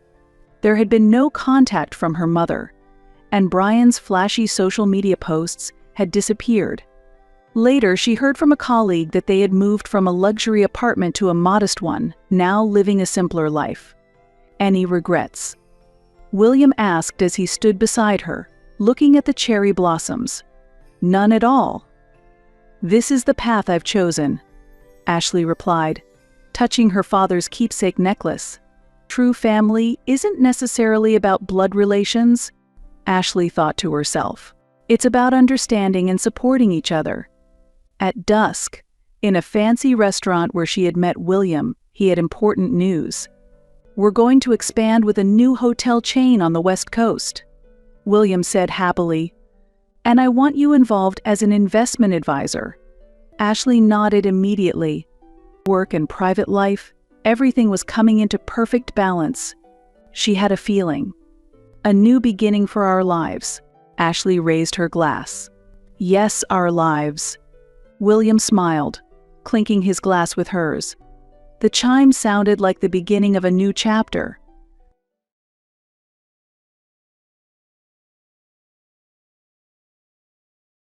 My name is Cecile Miller. I am 32 years old and work as an analyst at an investment bank in New York. From the outside, my life probably seems perfect. I have a stable job, a comfortable apartment, and a loving husband.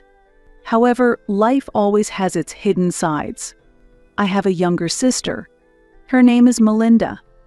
She is 3 years younger than me and currently studies psychology at a local university. Melinda has always been the golden child in our family. Even as children, the difference in how we were treated was obvious. No matter how well I performed, it was simply as expected. If Melinda achieved average results, it was something to be celebrated. These small but constant differences etched themselves deeply into my heart. One memory stands out most vividly: the day of my high school graduation. I graduated at the top of my class and gave a speech on stage. My parents were present at the ceremony, but they left shortly after, saying they had to attend Melinda's theater performance. They didn't even stay for my graduation party. And yet, strangely, I could never bring myself to resent Melinda. She was a victim of our twisted family dynamic, just like me. Our parents' excessive expectations and favoritism must have been a burden for her as well. She always had to play the role of the perfect daughter, which forced her to hide her true self. When it was time to choose a college, I deliberately selected one far away. Studying economics at New York University opened a new world for me. There, no one saw me as Melinda's older sister. I was simply Cecile, free to carve out my own life. During my 4 years at the university, I studied hard. I covered my tuition through scholarships and income from part-time jobs while maintaining excellent grades. I kept financial support from my parents to a minimum. This was because I didn't want to feel indebted to them. After graduation, I landed a job at an investment bank on Wall Street. There I met Sam Davis, who would later become my husband. He was an experienced analyst who mentored me during the new hire training. Sam was the most understanding person I had ever met. When I opened up about my complicated family dynamics, he listened attentively. His words, "We can't choose our family, but we can choose how we face them," were a great comfort to me. After 2 years of dating, we got married. The wedding was small but warm and heartfelt. My parents and Melinda attended, but they seemed somewhat uneasy. My mother, in particular, had a look on her face throughout the ceremony as if she wanted to say something. After the wedding, our lives were stable, and our careers were going well. During this time, Melinda was admitted to a local university, and I decided to allocate part of my income to help pay for her tuition. It was a gesture driven purely by love for my sister. I wanted her to focus on her studies without struggling as I had. But life has a way of betraying our goodwill. And that betrayal often arrives in the most unexpected ways. That fateful evening began with an ordinary dinner invitation. My mother had called, saying that Melinda had an important announcement and wanted the family to have dinner together. I received the call while sitting at my desk at work. Immersed in the analysis of quarterly financial reports, I didn't immediately pick up on the unusual excitement in my mother's voice. "Melinda has some wonderful news," she said, sounding as if she had just won the lottery. "Let's celebrate together tonight." I silently sighed as I checked my calendar. I had an important conference call scheduled with a key client that night, but I decided to reschedule it for the next day. Declining a family gathering would only give my mother more ammunition for her passive-aggressive behavior that could last for months. "All right, what time should I be there?" 7 o'clock. "Your father will be home early too." Her voice was brimming with excitement. "Sam will come too, right?" "Yes, I'll let him know." I wrapped up work early, went home, took a shower, and changed into a moderately formal outfit. Sam was already ready and sitting in the living room, watching the news. "Are you ready?" He smiled warmly at me. "Yes," I replied while giving myself a final check in the mirror. "I bet we'll be hearing about another one of Melinda's accomplishments." Sam stood up and placed a reassuring hand on my shoulder. "It's okay. I'm here for you." Those words, as always, comforted me. Sam had been my emotional support during every one of these family gatherings. We arrived at my parents' house right at 7 p.m. As soon as I opened the door, I could hear the sounds of laughter and conversation from inside. My parents and Melinda were already gathered in the living room. Melinda greeted us with her usual captivating smile. She had grown into a beautiful woman. Her long black hair, perfectly sculpted features, and radiant presence naturally drew people in. It wasn't hard to imagine her being popular at the university. "Cecile." Melinda sprang to her feet and hugged me tightly. The scent of expensive perfume lingered around her. "We've been waiting for you." My mother emerged from the kitchen, wearing a warm smile, although I couldn't tell whether that smile was meant for me or for Melinda. "Come on, everyone, have a seat." She gestured to the food laid out on the table. "Everything's ready." We followed her instructions and took our seats. My father, as usual, sat at the head of the table, barely acknowledging us with a small nod while keeping his eyes on the newspaper. Once the meal began, Melinda took a deep breath and made her announcement. "I'm pregnant." I froze, my fork suspended midair. Melinda was only in her second year of university. Sure, she was legally an adult, but wasn't she still too young? But my concerns didn't seem to matter, as my parents reacted with the kind of enthusiasm usually reserved for winning prestigious awards. "Congratulations," my mother exclaimed, almost shouting, "That's wonderful." Even my father, who rarely tore his eyes away from the newspaper, was now beaming with pride. A grandchild. What great news. I remained silent, observing the scene. There was a flicker of unease in Melinda's expression, but my parents were too caught up in their excitement to notice. "Who's the baby's father?" I asked quietly. Melinda blushed slightly and answered. We're still in the middle of discussing things. Something about her answer felt off to me. Dinner continued as my parents went on and on about Melinda's pregnancy. They discussed future plans, preparations, and most of all, how amazing a mother Melinda would be. It was as if I didn't exist in the room. After dinner, I excused myself to the restroom. On my way back, I heard my parents' voices coming from the kitchen. Normally, I would have walked past, but something about my mother's tone made me stop. "Never tell Cecile about Melinda's mistake." My heart seemed to stop at that moment. There was no warmth in her voice, only a tense seriousness. "Exactly," my father added. "We can't let Cecile find out." Standing in the shadows of the hallway, I listened as the truth unraveled. Melinda had been involved with my husband, Sam. And my parents knew about it but chose to keep me in the dark. My world shattered completely in that instant. My body went cold as ice, and breathing became difficult. The walls felt like they were closing in on me, and my heart ached with the pain of betrayal. I managed to regain control of my body and return to the living room, telling everyone that I wasn't feeling well and needed to go home. Sam looked concerned, but I couldn't meet his eyes. In the car ride home, I remained silent. Sam tried to speak to me several times, but I kept my gaze fixed on the window, offering only brief responses. That night, I couldn't sleep. I lay there staring at Sam as he slept beside me, overwhelmed by the realization that everything I had built in my life was resting on a cruel lie. But by the time dawn broke, one thing had become clear in my mind. I had to uncover the full truth and confront this betrayal. The next morning, I woke up early. The clock showed 5 a.m. I quietly slipped out of bed and made my way to the living room. As the first light of day streamed in, I opened my laptop. I searched the keywords, "top private investigation agencies in New York," and within moments, dozens of results appeared. I narrowed it down to 3 highly rated firms and sent inquiry emails to each. The first response arrived shortly after 9 a.m. It was from Wagner Investigations. The email was concise and professional, offering a free initial consultation. I immediately scheduled an appointment. That afternoon, I left work early under the pretense of a meeting with a client and headed to an office building in the heart of Manhattan.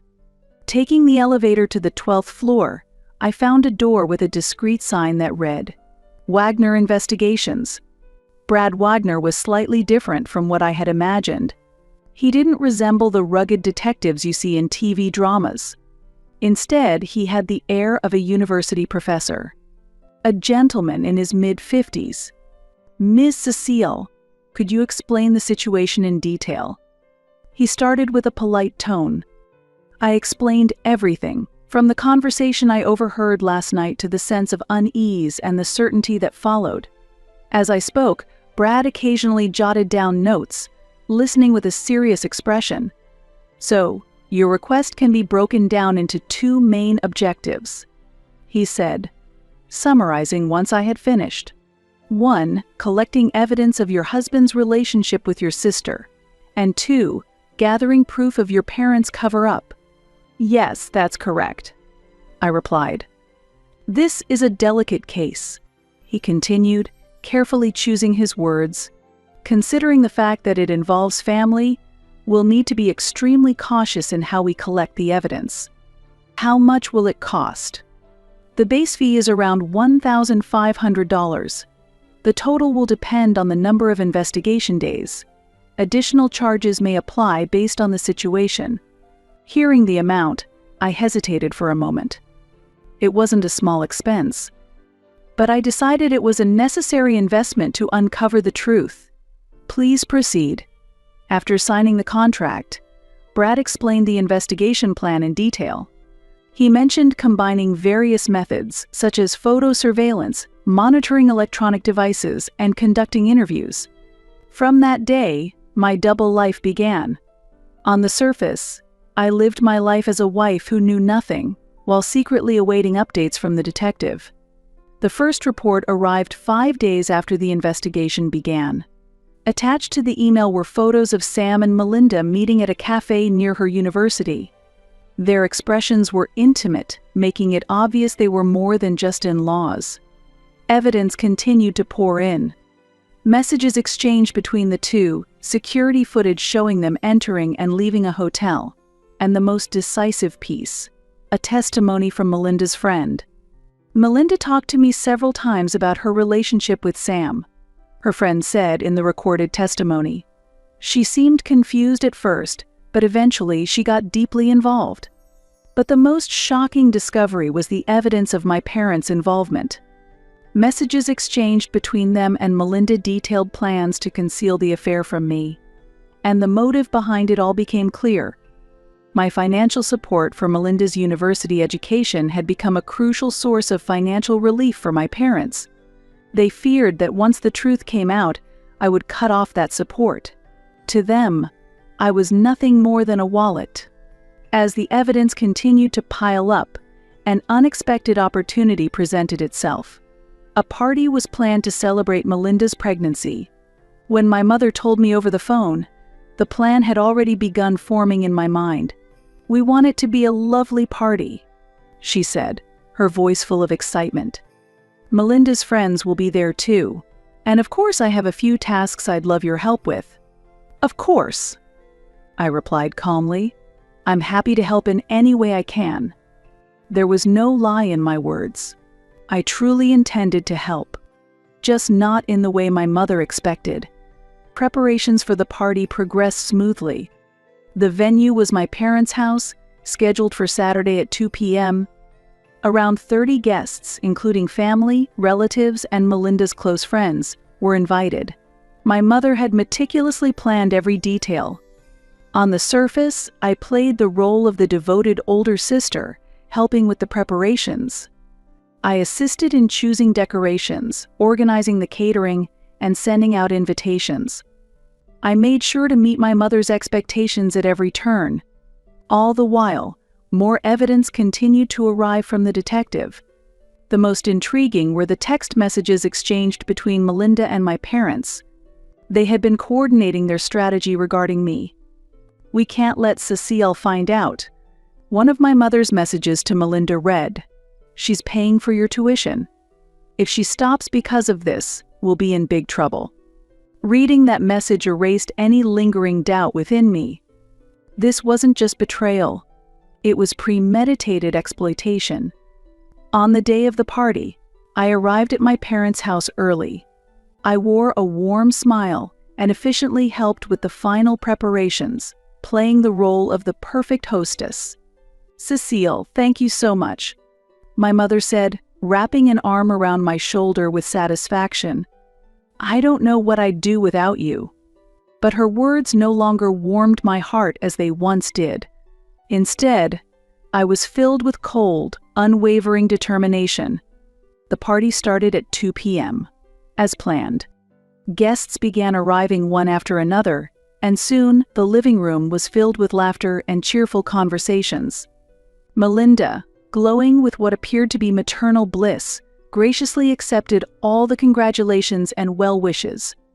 As the time for presenting gifts approached, I quietly slipped upstairs and retrieved the materials I had prepared.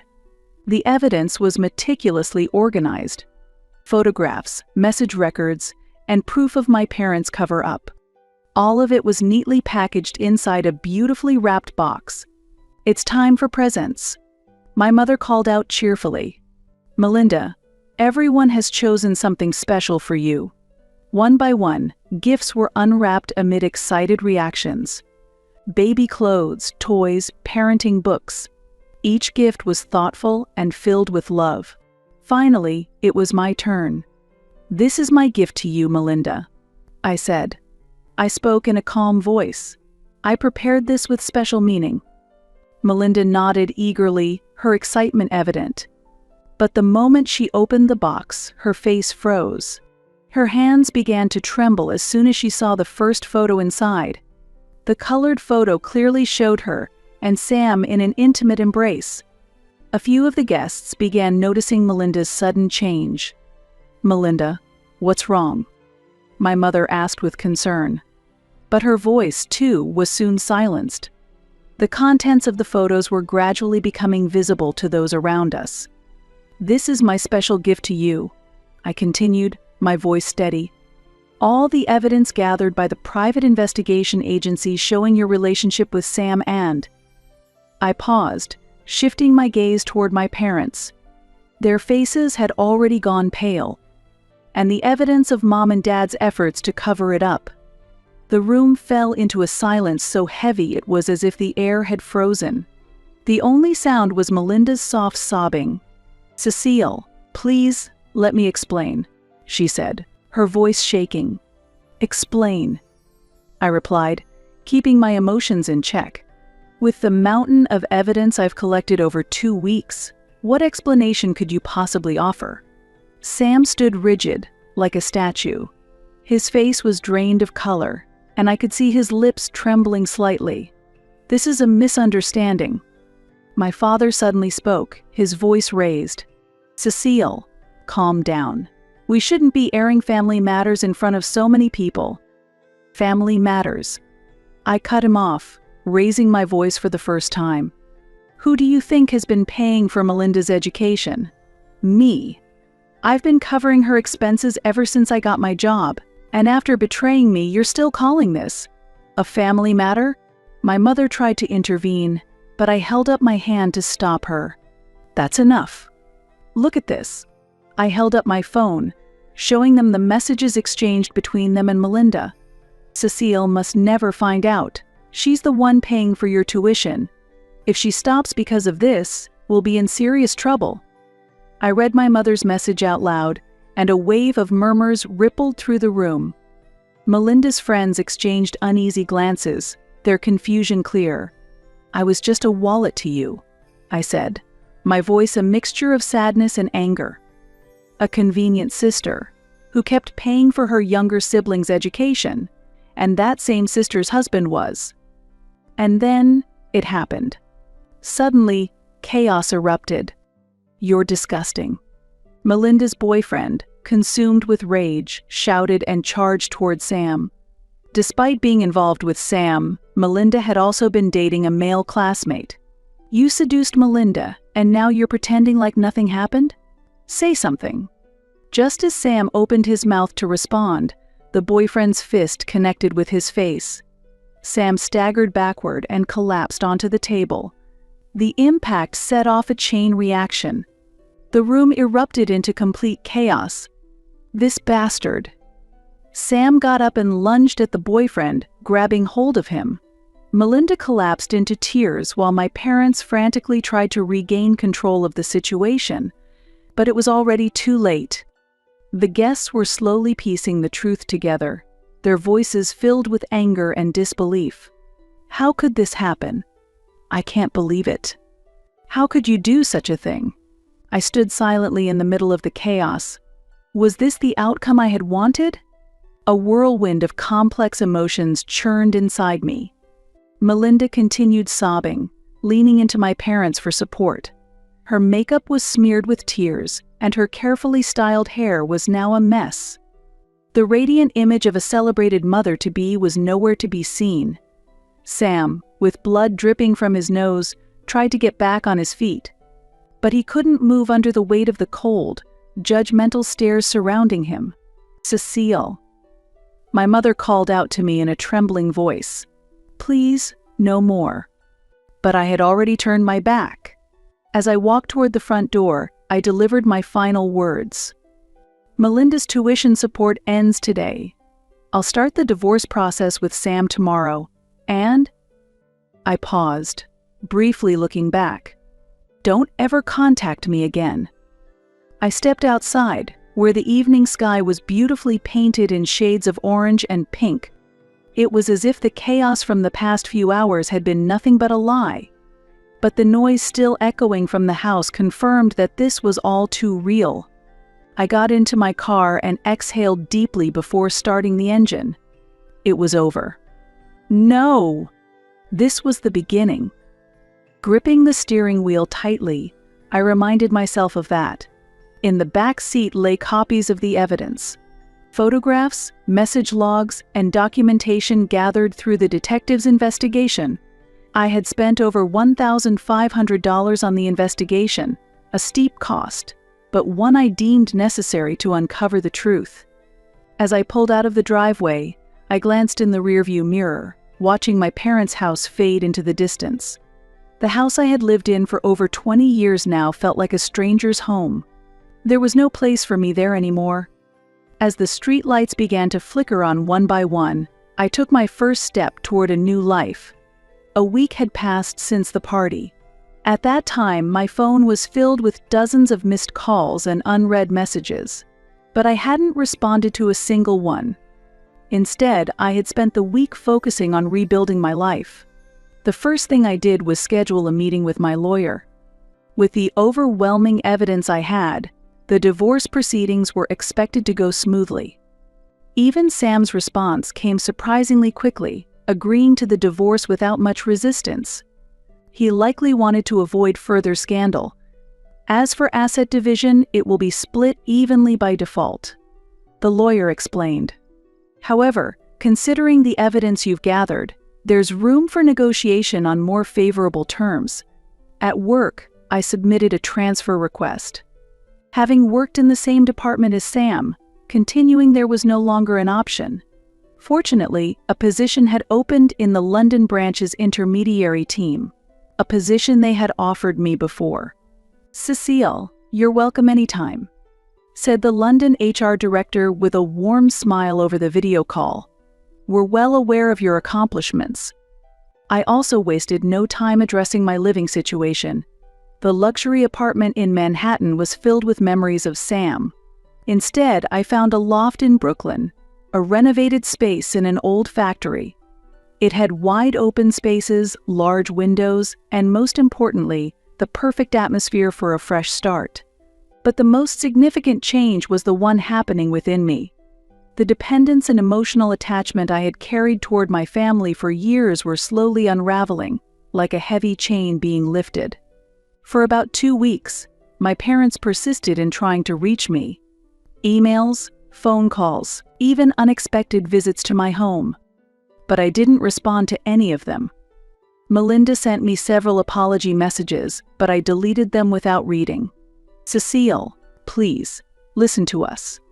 My mother pleaded in a desperate voicemail. We're family, can't we? But even those words failed to move me. The word family had never sounded so hollow. I immersed myself in work, focusing on my new beginning, when an unexpected visitor showed up one day. It was Melinda's best friend, Carol. She lived nearby and had known both Melinda and me since we were children. Could you spare a moment to talk? Carol was waiting for me in the office lobby. We moved to a nearby cafe, and I agreed to hear her out. Melinda has dropped out of college, Carol said quietly. She's moved back into your parents' house and started working part-time. I silently stirred my coffee. She really regrets everything, Carol continued. But I support your decision. Sometimes, the truth can only be revealed in such a way. Carol's words unexpectedly resonated deeply within me. She was one of the few people who could see the situation from an entirely objective perspective. Thank you, I replied briefly. But I'm not going back. There was no hesitation in my voice. 2 years have passed since then. Living in London has brought countless changes into my life. A new environment, new people, and most importantly, a new version of myself. Work has been more fulfilling than I could have imagined. Collaborating with colleagues from diverse cultural backgrounds has expanded both my skills and my worldview. My career progressed quickly, and I am now the head of my department, leading major projects. My relationship with my parents and Melinda remains severed. Occasionally, I hear updates about them through mutual acquaintances, but it feels like listening to stories about strangers. Melinda never returned to college. She now works at a local supermarket and is raising her child as a single mother. My parents are busy helping her with childcare. The divorce from Sam took a year to finalize, but it's all settled now. I heard he left the company and relocated to the West Coast. Over these past 2 years, I've lost many things, but I've gained something far more valuable: self-trust, the courage to make decisions, and most importantly, the freedom to choose my own path in life. This is my new life. And this story is not an ending, but a new beginning. Sometimes, life's greatest challenges come from those closest to us. But beyond those challenges lies a new light, waiting to be discovered. I now know that firsthand.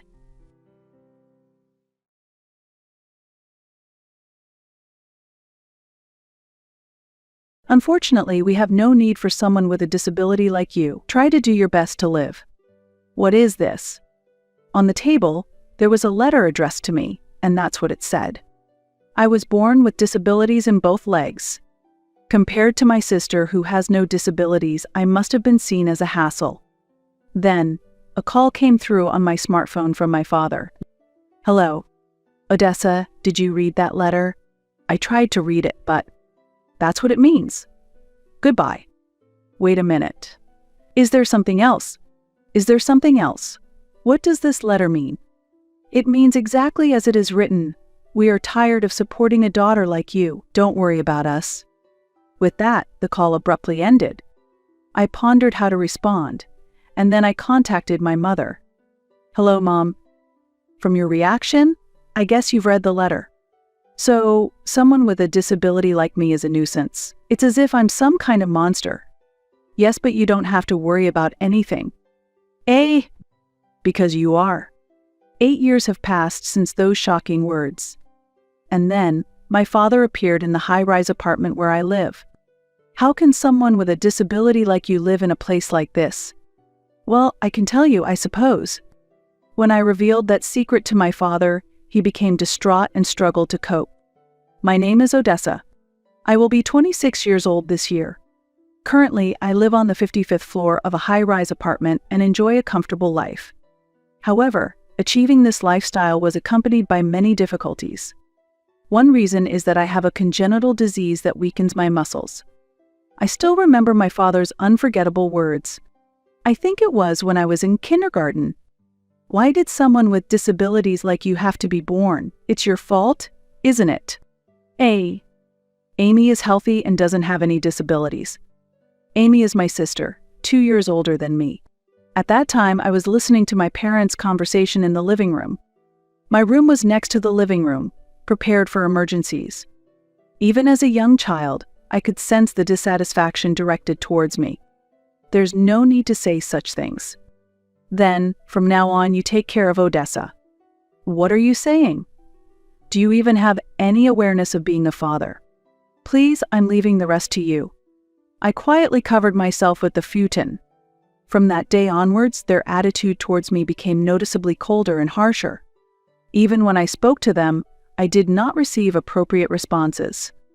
Indeed, my congenital physical disabilities might be the cause. Afterward, my mother has always been considerate to ensure I do not worry.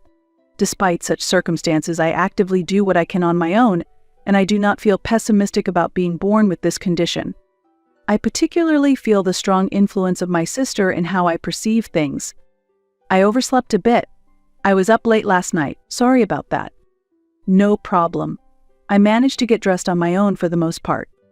I'll help you. Thanks. But first you need to get ready, sis. Since elementary school, my sister Amy had been helping me with my morning preparations. However, my father didn't approve of this, often complaining. How long do you intend to keep doing this? It'll be over soon. Odessa should be able to do it herself. Come here, you can do it, right? Yes. While changing, Amy came to help me without our father noticing. Sorry about earlier. Don't worry about it. I can't always rely on you. During this, Amy gently hugged me. What's wrong, all of a sudden? It's okay, Odessa, I'll protect you. Then, I'll do my best to protect you too, sis. From such exchanges, I felt that our bond as sisters deepened even more. We made a point not to talk much in front of our father. We thought he might say something if he saw us being close. Then, I'm off. Okay, take care. Father would sometimes give up his days off and go to work several times a month. Those days felt like a relief for me. Usually when I was playing games, I would often be scolded harshly. Today, since Dad isn't here, let's play games to our heart's content, okay? Yes, but let's not overdo it. Don't worry. After that, my sister and I enjoyed playing video games in the living room. About 2 hours must have passed. At that time, our mother had gone shopping. I heard the front door open and thought that Mom had returned, but, "What are you doing?" When I turned around, it was my father's voice. "Dad, why are you here? What happened to work?" I came back because I forgot something. Where's Mom? She went shopping. So, what are you two doing? Tell me. Confronted with my father's gaze, I froze in fear. My body felt as if it had turned to stone. Sensing this, my sister tried to protect me. We were just playing a game. But I was the one who suggested it. Odessa hasn't done anything wrong. Is that true? It's true. With that, my father forcefully pulled my sister's arm. Seeing this, I worried that he might harm her in some way. At that moment, I felt a responsibility to protect my sister. I wanted to do it, and I asked Amy to join me. So, please don't hurt her. I see, so you instigated this after all. Go back to your room. Understood. As instructed, I returned to my room. A small consolation was that our house was built with wheelchair accessibility in mind. I could hear my father yelling from afar. I deeply regretted my own powerlessness. At that moment, the door to my room opened. I tensed up, thinking it was my father, but it was actually my mother. Is everything okay? I'm fine. But how is Sis? Yes, she's all right too. Something felt off about my mother's response, and I tried to head to the living room. Where are you going? I have to save my sister. There's no need to worry. If you go there, you might provoke your father again. I understand. I'll stay here. My mother was right. If I went, it might have worsened the situation. I decided to trust my mother's reassurance. I'm sorry. I wish I were stronger. Due to my father's domineering nature, my mother always tried not to provoke him. Don't worry about it. I'm grateful for you. After a while, my sister came into the room. Sis, Father has gone to work, so there's no more trouble. I see. Did he say anything to you? Yes, a little. But you don't have to worry, Odessa. I'm okay. My sister has always been someone who acts cheerfully no matter the circumstances. The struggle wasn't only mine, my sister was suffering too. Moreover, my mother was making efforts to mitigate the anger my father directed towards me. I was always living with the help of others. I was trying to find a way to not be a burden to them. When my sister entered middle school, she began to distance herself a bit from me. Previously, she had helped with everyday tasks like dressing and using the restroom. I knew she was busy with club activities and friends, so I tried to accept it as inevitable. I told myself that I just had to endure. I needed to become stronger. At that time, not only my legs but also my hands had significantly weakened. It had become even more difficult to lift heavy objects. Still, giving up was not an option. One day I was organizing my room and rearranging the shelves. That was the moment. Perhaps I leaned too much on the shelf, it shook, and items from the top fell down. Ouch, I need to pick these up quickly. But sitting in the wheelchair, I couldn't reach the floor. While I was earnestly trying, suddenly the door opened. What's all this noise? What is going on here? It was the worst possible timing, especially since I did not want my father to witness this. This is, well. Though I tried to respond, I couldn't find the right words. It seemed to my father like I was making excuses. Who do you think will clean this up? That is... I had no memory of my father ever helping. If there were any such memories, they were minimal and unspoken. Why do you always do unnecessary things? He sighed in frustration. Showing him that expression directly wouldn't make him understand. His nagging continued endlessly. Unlike Amy, you can't do anything. Do you understand that? I might not be able to do as much as her, but I want to do what I can by myself. If I was going to be scolded anyway, I decided to express my feelings to my father, hoping even slightly that he might understand. Do you think you can do that? Yes. Next, he laughed out loud. Eh? You say funny things. You capable of doing things? How could someone with disabilities like you ever be capable? Though I expected rejection, being completely dismissed was another matter. His laughter continued. It was not an appropriate response to his daughter. From that moment, I shut down my thoughts. I was just waiting for time to pass. Hey, are you listening? I didn't respond at all. What's the matter with you? You really are strange. After saying that, my father left the room. Alone in the room, my tears spilled over.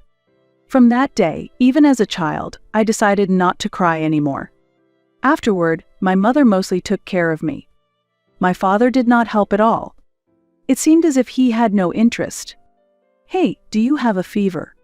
Really? I don't know. You should rest today. No, I'm fine. I can go to school. I was desperate to convince my mother, but she, worried something might happen to me, decided that I should stay home that day. The main reason I wanted to go to school was because my father happened to have taken the day off. Honestly, I wanted to avoid spending time alone with him. But something unexpected happened. Are you okay? When my father entered the room and spoke to me, I pretended to be asleep to avoid interacting. However, he did not leave the room right away. I covered myself with a blanket and watched apprehensively. I'll leave this here for you. Eventually, I sat up. On the table, there were sports drinks and jelly prepared. I felt a surprising joy. It was an experience I had never had before. My thoughts were in turmoil. What was his intention in doing this? That day, my father visited my room several times. Every time I pretended to be asleep. Feeling better, my mother asked when she returned from work. Yeah, I don't think I have a fever. Did something happen? Kind of. Dad seemed kind today. That's good then. Good? What do you mean? Well, I actually asked your father to take care of you today. Really? It seems okay so far. It's more like I'm just surprised because we haven't really talked. I haven't processed it yet. I was strict with him. I told him he needs to be kinder to you, Odessa. My emotions were mixed. Despite trying not to get affected in any way, I was confused about what I should feel or do. Then, as my mother said, my father's attentiveness increased. He began to take care of me more actively, and gradually we even started having conversations. It seems like your relationship with Dad is getting better. Do you think so? I'd be happy if you two could get along. But I still think about the past. That's true. It's not easy to forget everything. Actually, I also want to spend time playing with you, Odessa. That's no problem, sis. Instinctively, I showed a smile to my sister. During that period, I hoped for an improvement in my relationship with my father. As I entered middle school, my father's attitude became even stricter. I understood the background my sister was in her exam period. I tried to accept this, but I realized there were other reasons too. I need to use the bathroom, I told my father. I could manage on my own, but I deliberately sought his help. I can't help you right now. Hey! You're a middle schooler now. You should be able to go to the bathroom by yourself, right? I felt this was his true nature. The kind days from before felt like a dream. Furthermore, there was another change. My mother became as cold as my father. Mom, could you help me with something? I'm busy right now, maybe later. I couldn't even rely on my sister. Just like that, their consideration for me gradually faded. Whatever I asked for was often overlooked. Even as a middle school student, the feeling of being alienated by my family was painful. Odessa, you will eat your meals in your room from now on. Why? Just because. Neither my mother nor my sister said anything. Gradually, I found myself eating alone in my room more often. One reason for the change was the results of a medical diagnosis I received at the hospital. My health was not promising, and my illness was progressing. This was a decision made by my father after learning the truth. Doubts deepened about whether I truly belonged in this family. Why is it only Odessa? Such questions reached my ears while I was studying. Hurry up and get ready. If Odessa is staying home, then I'll stay home too. Are you sure that's okay? Amy, you wanted to go to a private school, right? Yes, that's true. Are you going to defy me? If you want to stay, stay, but give up on going to the private school. I was shocked to hear such unbelievable statements. Finally, the true situation became clear. My father was using the exams as a threat to manipulate my mother and sister. I had never harbored hatred towards my father before, but this was clearly over the line. However, with my limited mobility, I wondered how I should handle this. From that day on, I couldn't stop thinking about this issue. I'm going out for a bit. I'm sorry, Odessa. I'm fine, don't worry. In the distance, I could hear my father calling. It seemed he was urgently summoning me. Come on, hurry up. Every time I showed a sad expression, I worried that they might overexert themselves because of me, so I decided to act strong. They often left me behind when they went out. If this happens every time, I will gradually become accustomed to the situation. Previously, my father often went out to avoid me, but at some point he began to act without hesitation. Let's go out to eat today. Let's go. I think this sudden plan is a bit much. Well, maybe. I decided this. Hurry up. Of course, Odessa will be waiting at home. Amy, who was listening next to me, tried to say something, but I grabbed her arm to stop her. It's okay. Go ahead.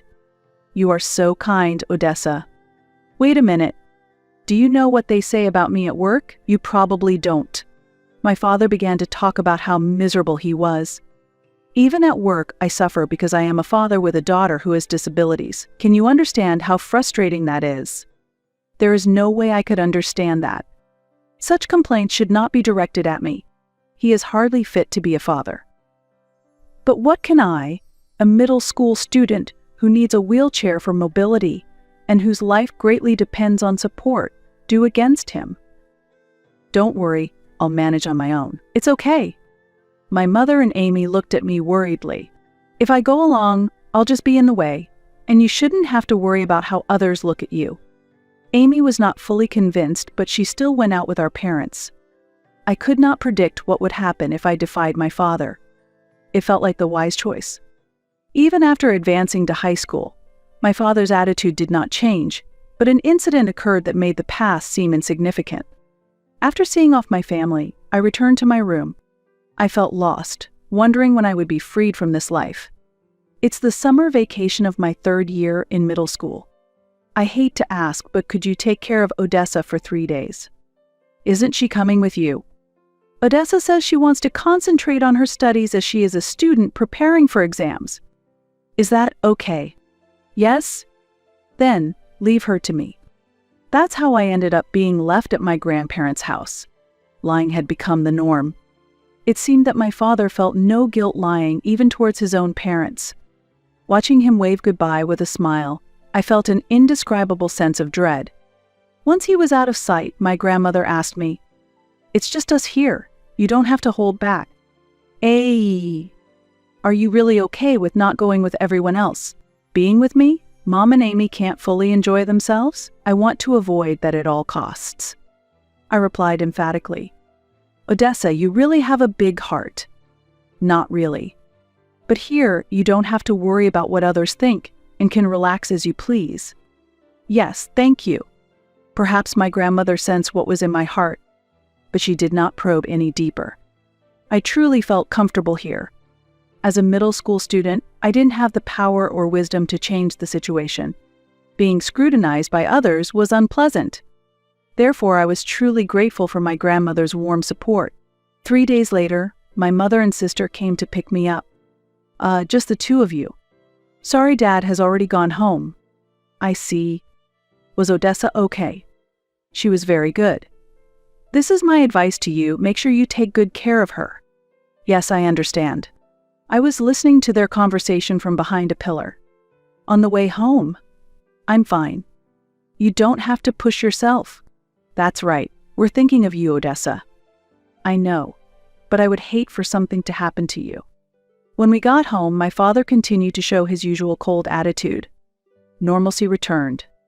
Under normal circumstances, this would be a breaking point, but I managed to hold on because of my mother and sister's support. However, whether it was following my father's directions or not, they began to clearly avoid me. Being ignored by my father was always the case, but it was extremely painful to see them both starting to act similarly. There were times when I felt completely isolated. I'm okay, I can do this, I started to tell myself. From then on, I tried to stay in my room as much as possible whenever I was at home. Being in my room meant I didn't have to interact with others, and it spared me from feeling uncomfortable. However, I later realized that this decision was a mistake. It was a spring Sunday when I was in my second year of high school. When I woke up, the house felt unusually quiet. As I headed to the living room, I noticed a piece of paper on the table. Unfortunately, we have no need for someone with a disability like you. Try your best to live. What is this? It was a letter addressed to me. Then my father called me on my smartphone. Hello, Odessa. Did you read that letter? I tried to read it, but that's what it means. Goodbye. Wait a minute. Is there something else? What does this letter mean? It means exactly as it is written. We are tired of supporting someone with a disability like you. Don't worry about us. With that, the call abruptly ended. I pondered how to respond, and then I contacted my mother. Hello, Mom?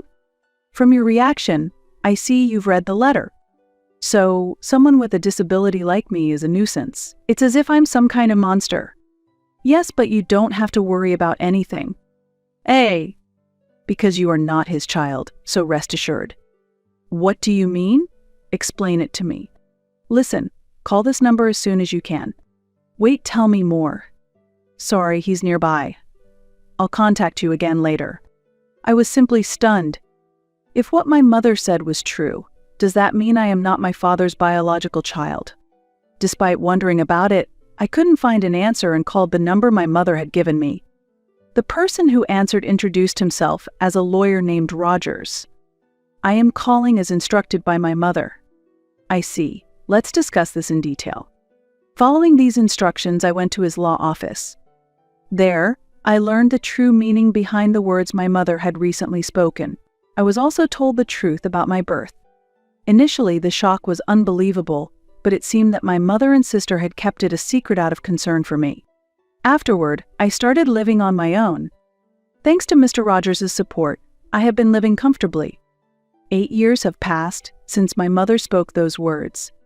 During this period, there have been several milestones to celebrate. Amy has graduated from college and is living independently. Amy, is something wrong? Sorry it's sudden, but it seems like Dad has found out your address, Odessa. A. Just to be safe, please know that Mom and I haven't told him anything. Yeah, I understand. In fact, I have been in touch with them since moving away from home. Of course, without Dad knowing. Does that mean he's coming here? Probably. Okay, do you think it's okay if I pay him back a little this time? A. My life now, it's all thanks to Mom and you, right? That might be true. So I want to show my gratitude to both of you in some ways, especially for Mom. I left home almost as if I was running away. It's not your fault, sis. Then, a week after the phone call from my sister, just as she said, my father showed up at the apartment where I live. The intercom rang and I responded, "Yes, hello? Odessa, it's been a long time. How could someone with disabilities like you live in a high-rise condo like this? Well, what do you think? Hey, that's not the way you should talk to your parents." Behind my father, I could see my mother standing there, looking apologetic. From her expression, it was clear she had been suffering even in my absence. Then, let me tell you. What? I revealed to my father how I have been managing to live this life. Upon hearing this, he directed his anger towards my mother. What are you saying? I had no idea about any of this. I had intended to explain everything properly at first, but when you learned that Odessa had disabilities, your expression changed, didn't it? So what? She's someone else's child and moreover, a person with disabilities. When Mr. Rogers told me this fact, it felt as though my heart stopped. According to him, I was the daughter of my mother's best friend. My biological father had died in an accident, and my birth mother was in the final stages of cancer with little time left. At that time, I was adopted by my current parents. My biological mother left me a substantial inheritance to ensure I wouldn't face hardships in the future. Additionally, the house I currently live in was previously inhabited by my biological parents. Isn't it inappropriate to blame Mom? Shut up. No, I won't be silent. I see how terribly you treat Mom. Even after I became independent, my father's violent behavior did not subside. I had been his target before, but now the target was my mother. Don't you think so, Mom? I sought agreement from my mother, and she nodded quietly. What are you talking about without any proof? What if there is proof? A. I took out my smartphone and played a recording. The recording captured my father hurling abuse at my mother and eventually escalating to physical violence. How about that? Do you understand now? When was this? Even though I've been living away, we've kept in constant contact. You didn't notice, did you? Well, of course you wouldn't have. You bastard. No matter how much you shout, it's futile. Since there's this much evidence, you understand what will happen next, right? What do you mean? I looked at my mother and signaled with my eyes. I'm separating from you? What? Of course. Don't worry, Mom will live here with me. There's no way I'll let you do that. Your opinion doesn't matter anymore. He might not have realized this had been planned. What can someone with disabilities like you do? He seemed very agitated and was about to become violent. That's when it happened. Stop it. What are you doing? A shout came from the back of the house. Who are you? This person is my spouse. Spouse. Nice to meet you. I'm Edward. My father lowered his hand in surprise. You knew about this too? My mother nodded. Of course. Amy knows about it too. Without my consent as her father, just like that. I'm already an adult, so there shouldn't be a problem. Now, can you please leave? Just when I thought he would leave, it seemed he had not given up yet. Wait a minute. You must have inherited other properties besides this house, right? So what? As a parent, I should have the right to receive part of that inheritance. On what basis do you say that? There is no such right. Seeing my father's desperate demeanor, I couldn't help but burst into laughter. Why are you laughing so much? Because you're making completely irrelevant statements. My father was stamping his feet in frustration. The road ahead of you will be tough, but you should do your best. You'll have to pay alimony too. By the way, Grandpa and Grandma already know the situation, so it's pointless to try and rely on them. You really planned it all out to this extent. His demeanor changed completely, and he became quite quiet. He was probably reflecting. There's nothing more to talk about, so goodbye. Wait, listen to me. I really apologize. Father took a perfect pose of apology. What does it feel like to abandon all pride towards someone you've looked down upon? I pondered this. However, his apology did not change my heart. There's no point in doing this, so please leave quickly. Even after all this, you're still not going to forgive me and push me away. Yes, if you're not going to leave, I will call the police. I have all the evidence, and you might get arrested. He then hurried away with a frightened look. I took a deep breath, feeling relaxed. Well done. Thank you, it was very stressful. Are you okay with me, Odessa? About us living together here? Yes. It's okay. It's something we all decided together. Yes, this is a place where you can be free. I also spoke to my sister about this over the phone. That's great. See, there's no problem, right? Actually, I wanted to come with you. I understand how you feel. Please come visit next time. Yes, I will. In this way, my mother and I became free from my father's control. While we haven't reached a final resolution yet, we celebrated together that day. After that, we visited Mr. Rogers, the lawyer. With the evidence already gathered, the proceedings went smoothly. I'm grateful for everything. It's my duty, after all. Please take good care of the situation with my father. The police will handle any issues of violence, but leave the alimony to me. 2 weeks after the consultation, my parents' divorce was officially finalized. This ensured that my mother would no longer be abused by my father. I was truly relieved by this resolution. After the divorce, we moved all of my mother's belongings to our high-rise condo. You've helped me a lot, Odessa. I'm glad to do so, Mom. I will continue to express my gratitude in action. You don't have to do that. But I want to do this, so don't worry, I assured my mother cheerfully. With that determination, we decided to open a new chapter in our lives together. Whenever time allowed, my sister would visit us. I finally grasped true peace, I remarked with deep emotion. Thank you so much for your help all this time, Amy. I expressed my gratitude to her. That's natural. Blood-related or not, Odessa, you are my irreplaceable sister, she said with a gentle smile. Yes, I replied energetically, then noticed a slight cloud over my mother's expression. Is something wrong? I asked my mother. Yes, I just received a call from your father, she answered with a hint of confusion. A call? Can I see that for a moment? I said, taking the mobile phone from her and answering the call. I was wrong. Please, won't you come back? I heard my father's voice. Mom won't be returning, I firmly replied. Is that Odessa? My actions up to now have been wrong. Please give me another chance to make things right, my father pleaded.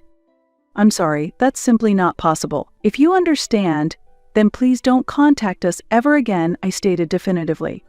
After ending the call, I immediately added the number to the blocked caller list and handed the phone back to my mother. Are you okay? My mother asked. Yes, there's nothing to worry about, I reassured her. My father had resigned from his job at the company he worked for, and his whereabouts were unknown since then. He might be living somewhere alone now.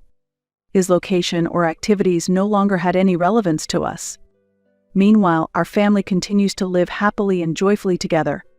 Experiencing such a sense of liberation was a first in my life. I look forward to spending many more happy days with my family,